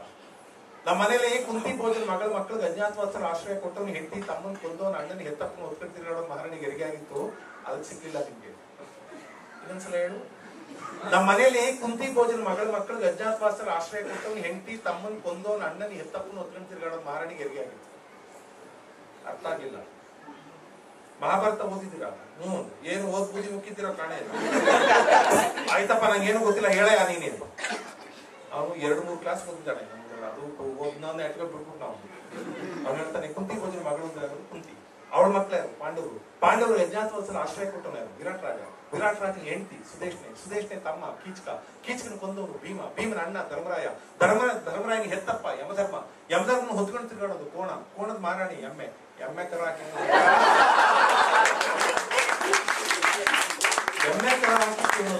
ದೊಡ್ಡಿಯವನು ಕುಂತಿ ಭೋಜನ ಮಕ್ಕಳಿಗೆ ಅಜ್ಞಾತವಾಸರ ಆಶ್ರಯ ಕೊಟ್ಟವನು ಹೆಂಡತಿ ತಮ್ಮನ ಕೊಂದವನ ಅಣ್ಣನ ಹೆತ್ತಪ್ಪನ ಹೊತ್ಕೊಂಡು ತಿರ್ಗಾಡೋ ಮಾರಾಣಿಗೆ ಹೆರಿಗೆ ಆಗಿತ್ತು, ಅದು ಸಿಗ್ಲಿಲ್ಲ. ಭಾಷೆಯ ಸಮೃದ್ಧಿ ನೋಡ್ಬೇಕು ಅಂದ್ರೆ ಆದಿ ಬೀದಿರೋರೇ ಭಾಷೆ. ಇದನ್ನ ಹೇಳಿ ಮುಗಿಸ್ತೀನಿ. ನಮ್ ಕಡೆ ಬುಡುಬುಡಿಕೆ ಅಂತ ಬರ್ತಾರೆ, ನಾನು ಸುಮ್ಮನೆ ಅಭ್ಯಾಸ ಮಾಡ್ಕೊಂಡು ಅವ್ರು ಹೆಂಗ್ ಮಾತಾಡ್ತಾ ಇರ್ತೀನಿ. ನಿಲ್ಸಲ್ಲಪ್ಪ ಮಾತು, ನಿಮ್ಗೆ ಮಧ್ಯದಲ್ಲಿ ಒಂಚೂರು ಮಾತಾಡ್ಬೇಕು ಅಂದ್ರೆ ಚಾನ್ಸೇ ಕೊಡಲ್ಲ. ಮಾತಾಡಕ್ ಚಾನ್ಸ್ ಕೊಟ್ಬಿಟ್ರೆ ಹೋಗ್ಬಿಡ್ತೀರಾ ನೀವು, ಅವ್ರು ಮಾತಾಡೋಕ್ ಚಾನ್ಸೇ ಕೊಡಲ್ಲ. ಹೆಂಗ್ ಮಾತಾಡ್ತಾರೆ ಅಂತ. ಲಕ್ಷ್ಮೀ ವಿಚಾರ ಧನಲಕ್ಷ್ಮೀ ವಿಚಾರ. ಗೌಡನಿನ ಮನಸ್ಸಿನಲ್ಲಿ ಒಂದು ಲಕ್ಷ್ಮೀ ವಿಚಾರ ಕಟ ಅಂತ ಉಂಟಾ ಇಲ್ವ? ನಿಜಾನು ಸುಳ್ಳು ಕಟಕಟ ಬೇಡ ಬಿಡ್ಬಿಡ್ತೀರ ಅವನ ತಾವ. ನಮ್ಮ ದೂರ ಅಲ್ಲ, ದೇಶ ಅಲ್ಲ, ಮೀಸತ್ತು ಒಳ್ಳೆ ಕಡಪಾದ ಕಲ್ಲು ಚಳ್ಳಕೆರೆ ತಾಲೂಕು. ನಿನ್ನ ಮನೆಯಲ್ಲಿ ಒಂದು ಒಟ್ಟು ಒಂದು ಚಿಟ್ಟು ಒಂದು ಯಂತ್ರ ಒಂದು ಮಂತ್ರ ಒಂದು ಭೂತ ಒಂದು ಪ್ರೇತ ಒಂದು ಪೀಡೆ ಒಂದು ವಿಶ್ರಾಂತಿ ಅಂದ್ರೆ ಕಾದು ಬಂದು ಪೋಸ್ಟ್ ಮಾಡಿ ಮನುಷ್ಯನ ಕಳ್ಸ್ಬಿಟ್ರು, ನಾಳೆ ದಿನ ನಿನ್ನ ಕಟ್ಟೆ ಕೊಡ್ಕೊಡ್ತೀನಿ. ಅರ್ಥ ಆಯ್ತಾ? ಅವನಿಗೆ ಅರ್ಥ ಆಯ್ತಂತ ಹೇಳಿ. ಹೋದ ವರ್ಷದಿಂದ ಹಣೆ ಬರ ಟೇಮು ಅಂದ್ರೆ ಆಚಾರ ಪಾಪ ಕೆಟ್ಟದಾಗ್ಬಿಡ್ತು. ನೀನು ಇಟ್ಟೆ ಎದಕ್ಕಾಗ್ಬಿಟ್ಟು ತೊಟ್ಟ ಬಟ್ಟೆ ಎದ್ದಿ ಆಗ್ಬಿಟ್ಟು ಸೊಪ್ಪು ಸೋದಕ್ಕೆ ಸೋನೋಗ್ಬಿಟ್ಟೆ ಪಾಪ ನಡೀತಾ ಇದ್ದು ನಿಂತೋಗ್ಬಿಟ್ಟೆ ನಿಂತಿದ್ದು ಕುಂತೋಗ್ಬಿಟ್ಟೆ ಕುಸಿದೋಗ್ಬಿಟ್ಟೆ ಮನಗೋಗ್ಬಿಟ್ಟೆ. ಅರ್ಥವಾಯ್ತಾ? ಒಂದು ಹಣ ಮಾಡಬೇಕು, ಒಂದು ಆಸ್ತಿ ಮಾಡಬೇಕು, ಒಂದು ಗದ್ದೆ ತೆಗೆಬೇಕು, ಮುಂದಕ್ಕೆ ಹೆಣ್ಮಕ್ಳು ಮದುವೆ ಮಾಡಿ ತಣ್ಣಗೆ ಬದುಕಬೇಕಂತ ಯೋಗ ನಿನ್ನ ಅಡಿಯಲ್ಲಿ ಬರೆದಿತ್ತು. ನಾವ್ ಹೇಳಿದ್ವಲ್ಲ, ಟೇಮು ಅಂದ್ರೆ ಆಚಾರ ಪಾಪ ಕೆಟ್ಟದಾಗ್ಬಿಟ್ಟು ಸೊಪ್ಪು ಸೋದಕ್ಕೆ ಸೋನೋಗ್ಬಿಟ್ಟೆ ಪಾಪ. ಮನೆಯಲ್ಲಿ ನಿಮ್ಮಪ್ಪ ಇದ್ದಾರ, ಬಹಳ ದೊಡ್ಡ ಮನಸ್ಸು ನಿಮ್ಮಪ್ಪ. ನಾ ಮಾಡಿ ನನಗೆ ಸಾಕ್ಷಿ, ನೀ ಮಾಡಿ ನಿನಗೆ ಸಾಕ್ಷಿ, ನೀರು ನಿಜವೇ ಸಾಕ್ಷಿ, ತೋಟ ಜಲವೇ ಸಾಕ್ಷಿ. ಅರ್ಥ ಆಯ್ತಾ? ಬಹಳ ದೊಡ್ಡ ಮನಸ್ಸು ನಿಮ್ಮಪ್ಪ. ಒಂದು ಊರುಗಟ್ಟಿ ಕೊಟ್ಟು ಊರಿಗೆ ಬೆಂಕಿ ಆಗ್ತಾ ಇದ್ದ ಪುಣ್ಯಪ್ಪ, ಬಹಳ ದೊಡ್ಡ ಹೆಸರು ಮಹಾದೇವ ಸ್ವಾಮಿ ಹೆಸರಿಗೆ ಮೇಷ, ವೃಷಭ, ಮಿಥುನ, ಕಟಕ, ಸಿಂಹ, ಕನ್ಯಾ, ತುಲಾ, ವೃಶ್ಚಿಕ, ಧನುಸು, ಮಕರ, ಕುಂಭ, ಮೀನ. ಮಹಾದೇವ ಸ್ವಾಮಿ ಹೆಸರಿಗೆ ಸಿಂಹರಾಶಿ ಮಾಡಿದ ಕೆಲಸ ಏಕಾದಶಿಲ್ವಾ ಇಷ್ಟಕ್ಕಿಲ್ವಾ ಅಂತ ಕೇಳ್ತೀಯಾ? ನಾನೊಂದು ಮಾತು ಹೇಳ್ತೀನಿ, ಕೇಳಬೇಕು. ಮಂಗಳವಾರ ದಿವಸ ಮುಖಚಾರ ಮಾಡಬೇಡ, ಬುಧವಾರ ಹೊಸಬಟ್ಟೆ ಹಾಕಬೇಡ, ಬೇಯಿಸುವಾರ ಬಡಗಲಾಗಿ ಪ್ರಯಾಣ ಹೋಗಬೇಡ. ಅರ್ಥ ಆಯ್ತಾ? ನೋಡ, ನಾನು ಯಾವ್ಯಾವ ಊರು ಸುತ್ತಬಂದು ಗೊತ್ತುಂಟ ಅಡಗೂರು, ಬಡಗೂರು, ಕುಡುಗೂರು, ಅಬ್ಬೂರು, ತಿಪ್ಪೂರು, ಅಳಿಯೂರು, ಮಲೆಯೂರು, ಎಲೆಯೂರು, ಆರೂರು, ಬೇಲೂರು, ಮಾರೂರು, ಚೇಳೂರು, ಸುತ್ತೂರು, ಕಿತ್ತೂರು, ಬತ್ತೂರು, ಎತ್ತೂರು, ಹಿರಿಯೂರು, ಸಿರಿಯೂರು, ಸರಗೂರು, ಬರಗೂರು, ಬೆಂಗಳೂರು, ಮಂಗಳೂರು, ತಿಟ್ಟೂರು, ಕೊಲ್ಲೂರು, ಮುಳ್ಳೂರು, ಹುಲ್ಲೂರು. ನೀವು ಮಾತಾಡಬೇಡ, ನಾನೊಂದು ಮಾತಾಡ್ತೀನಿ, ಕೇಳಬೇಕು. ನಿನಗೆ ಆಫ್ರಿ ಅಂತ ಒಂದು ನೀಶಿ ಕೊನೆ ನಿನಗೆ ಆಗದೆ ಇರ್ತಕ್ಕಂಥ ಒಂದು ಮೀಸಿ ಕೊನೆ ಅಂದ್ರೆ ಅರ್ಥವಾಯ್ತು. ಒಂದು ಗಂಡಸ ಜಾತಿ ಈ ಊರು ನನಗೆ ಎದುರು ಉಂಟಾಗಿ ನಿಜಾನು ಸುಳ್ಳು ತಡಬೇಡ ಹುಡುಗರಿಗೆ ರಮತಾವ. ನಾನು ಇನ್ನು ಹಣ ಕೇಳಿದಿಲ್ಲ, ಆಸ್ತಿ ಕೇಳಿದ್ರು, ಉಡುಗೆ ಕೇಳಿದಿಲ್ಲ, ಬಂಗಾರ ಕೇಳಿದಿಲ್ಲ. 3 ತೊಲೆ ಬೆಳ್ಳಿ, 3 ತೊಲೆ ಬಂಗಾರ, 3 ತೊಲೆ ಕಬ್ಬಿಣ ಗಟ್ಟಿ ಅಂತ ಮಾಡಿ ಬಲಗೆ ಗಟ್ಟಿಗೆ 3 ತೊಲೆ ಬೆಳ್ಳಿ, 3 ತೊಲೆ ಬಂಗಾರ, 3 ತೊಲೆ ಕಬ್ಬಿಣ ಅಂದ್ರೆ ಎದುರು ಶಾಪಡಗಳು, 3 ತೊಲೆ ಬೆಳ್ಳಿ ಅಂದ್ರೆ 3 ಬೆಳ್ಳುಳ್ಳಿ, 3 ತೊಲೆ ಬಂಗಾರ ಅಂದ್ರೆ 3 ವರ್ಷದ ಕೊನೆ, 3 ತೊಲೆ ಕಬ್ಬಿಣ ಅಂದ್ರೆ 3 ತೊಲೆ ಇದ್ದು ತಂದು ಗಟ್ಟಿ ಅಂತ ಮಾಡಿ ನೀವು ಬಲಗೆ ಗಟ್ಟಿಗೆ ಸಿಕ್ಬಿಟ್ಟು ನೀವು ಪಕ್ಕ ನಮಗ ನೀವು ವೈರಿ ಮುಂದಿನ ಅಮಾವಾಸ್ಯೆ ಒಳಗೆ ಮಂಗಳವಾರ ದಿವಸ ನಿಮ್ಮ ಮನೆ ಮುಂದೆ ಬಂದು ಮಠ ಮಾಡೋ ಮಧ್ಯಾಹ್ನದಲ್ಲಿ ಪಕ್ಕ ಅಂತ ರಕ್ತ ಪ್ರಾಣಗಳಿಂದ ಅಂದ್ರೆ ಇಬ್ಬರು ಗ್ರಾಮೀಣ ಮಾತಿನ ಅಂತ ಹೇಳಿ ಮುಂದಿನ ಸಲ ನಾನು ಇಬ್ಬರಿಗೆ ಬಂದಾಗ ಒಂದು ಕುರಿನ, ಒಂದು ಕೋಳಿ, ಒಂದು ಆಡ, ಒಂದು ಎಮ್ಮೆ, 1 ರೂಪಾಯಿ, 1 ಭತ್ತ ಹಾಗೆ ಜೋಳ ಕೊಟ್ಟು ಕಳಿಸಿ. ಇಲ್ಲಾಂದ್ರೆ ನಾಮಲ್ಲ ನನ್ನ ಮನೆ ಬೇಡ ತೂತ ಗೌಡ ಜನಕ ಜನ ಸೇರಿದ ಜಾತ್ರೆ ಆಯ್ತು. ಮನಕ ಮನ ಸೇರಿದ ಮಾತಾಯ್ತು. ನಿನ್ನಂತ ಜಮೀನ್ದಾರ ಮಗನಿಗೆ ಕುಡಿದ್ರೆ ಒಂದು ಕಣಜ ಕಳೆದ್ರೆ ಒಂದು ಕಚ್ಚಪಾಡು ಅರ್ಥವಾಯ್ತಾ? ಮನೆಯಲ್ಲಿ ಹುಟ್ಟಿದ ಲಕ್ಷ್ಮೀ ಅಂತ ಕರಿ. ನಾನಿನ್ನ ಮುತ್ತು ರತ್ನ ವಜ್ರ ಒಡೂರಿ ಕೇಳಿಲ್ಲ. ಒಂದು ಜೋಡಿ ಮರದ ಜೋಳನೋ ರಾಗಿನೋ ಅಕ್ಕಿನೋ ತಂದ್ಬಿಟ್ರು. ಹಂಗೆ ನಿಂದ ಅದೋ ಒಂದು ಹಳೆ ಸರಕು ಕೊಟ್ಟು ಪ್ಯಾಂಟಿಗೆ ಕೊಟ್ಬಿಟ್ಟು ನಿನ್ನ ಹೆಸರಲ್ಲಿ ಊರು ಮೇಲೆ ಮೆರವಣಿಗೆ ಮಾಡ್ಬಿಡುತ್ತೆ. ಅರ್ಥ ಆಯ್ತಾ? ನಿಮ್ಗೆ ಮಾತಾಡ್ತಾರೆ ನಮ್ಮಲ್ಲಿ ಪಾಠ ಮಾಡ್ತಾರೆ ನೋಡು.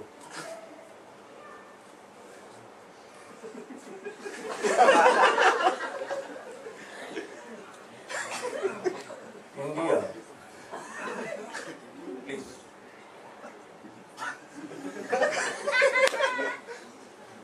India. See, I'm speaking about India. India is our country. ನಮ್ಗೆ ಗೊತ್ತೇ ಇಲ್ಲ ಇಷ್ಟೊಂದು ಕಿತ್ತಾಗ್ತಾನೆ ಹೊರಗಡೆಯಿಂದ. ಯಾರು ಹೇಳಿದ್ರು ನನಗೆ, ಸಾರ್ ಪ್ರೊಫೆಸರ್ ಸರ್ 1.5 ಲಕ್ಷ ಸಂಬಳ ಸರ್, ಹೆಂಗ್ ಬರ್ಬೇಕು ಸರ್ ಲ್ಯಾಂಗ್ವೇಜು? ನಲ್ಲಿ ತಿರ್ಗಿಸಿದ ತಕ್ಷಣ ನೀ ಅಂತ ನೀರು ಬರ್ತದ ಸರ್. ನಾನು ಹೇಳಿದೆ ಓವರ್ ಇಟ್ ಟ್ಯಾಂಕಲ್ಲಿ ನೀರಿದ್ರಲ್ಲ ರೂಪಾಯಿ ಒಂದು ಅಲ್ಲಿ ಚಿನ್ನದಲ್ಲಿ ಯಾರೋ ಒಬ್ಬ ಮಾತಾಡ್ತಾನೆ.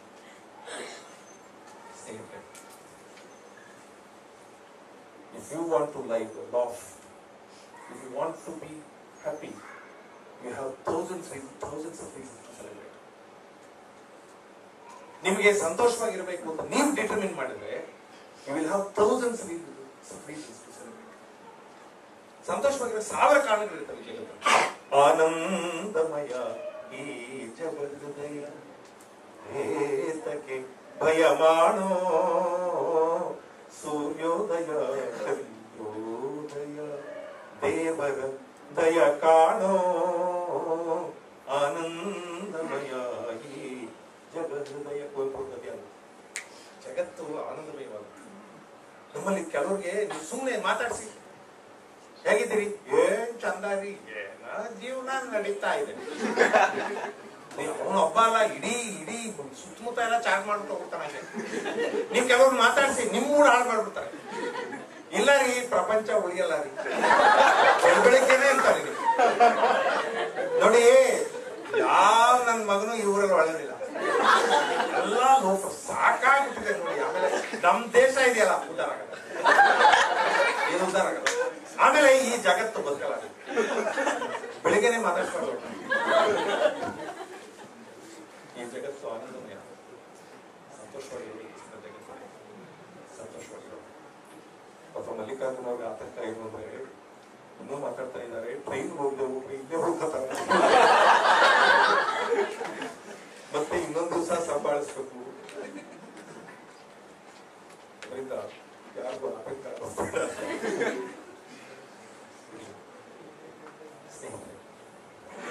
ಒಂದಿಷ್ಟು ಹಾಸ್ಯ ಮಾಡಬೇಕು, ಒಂದಿಷ್ಟು ಏನೋ ಮಾತಾಡಬೇಕು ಅನ್ನೋದು ನನ್ನ ಆಸೆ. ಅದರಲ್ಲೂ ಇಂಥದ್ದೊಂದು ಗುಂಪು ಸಿಕ್ಕಾಗ ಸುಮ್ಮನೆ ಅಭಿಮಾನಕ್ಕೆ ಮಾತಾಡಿ ಕನ್ನಡ ತಾಯಿ ಭುವನೇಶ್ವರಿ ಇಂತ ರಕ್ತ ಎಲ್ಲ ಕೆಂಪು ಮಾಡ್ಬೇಕು, ಅದೆಲ್ಲ ಏನಾಗತ್ತೆ ಇಲ್ಲ. ನಮ್ಮಲ್ಲಿ ನಮ್ಮ ದೇಹದಲ್ಲಿ ಕೊನೆಯ ತುಟ್ಟು ರಕ್ತ ಅವಳ ರಕ್ತ ತಗೊಂಡು ಏನ್ ಮಾಡ್ತಾರೆ? ಭುವನೇಶ್ವರಿ ಇವ್ನ ರಕ್ತ ಅವಳೇ ರಕ್ತ ನಾ ಕೇಳೋದು. ಸುಮ್ಮನೆ ನಾವು ರಕ್ತ ಕೊಡ್ತೀವಿ, ನಾವು ಕೊಡಪ್ಪ, ಯಾರು ಪೇಷಂಟ್ ಗೀಷಂಟ್ ಕೊಟ್ಟರು ಪಾಪ ನಾವು ಕನ್ನಡ ತಾಯಿಗಾಗಿ ರಕ್ತ ಕೊಡ್ತೀವಿ, ಅವಳಿಗೆ ಯಾಕೆ ಬೇಕು? ಈ ತರ ಎಲ್ಲ ಭಾಷಣ ಹೊಡೆದು ಬಿಟ್ಟು ನಮ್ಮ ಭಾಷೆ ಜಗತ್ತಿನ ಬಹಳ ಸುಂದರವಾದ ಭಾಷೆ, ನಾವು ಅಭಿಮಾನದಿಂದ ಆಡಬಹುದಾದ ಭಾಷೆ. ಅಂತ ಜಗತ್ತಿಗೆ ಹೇಳ್ಕೊಂಡು ಬರ್ಬೇಕು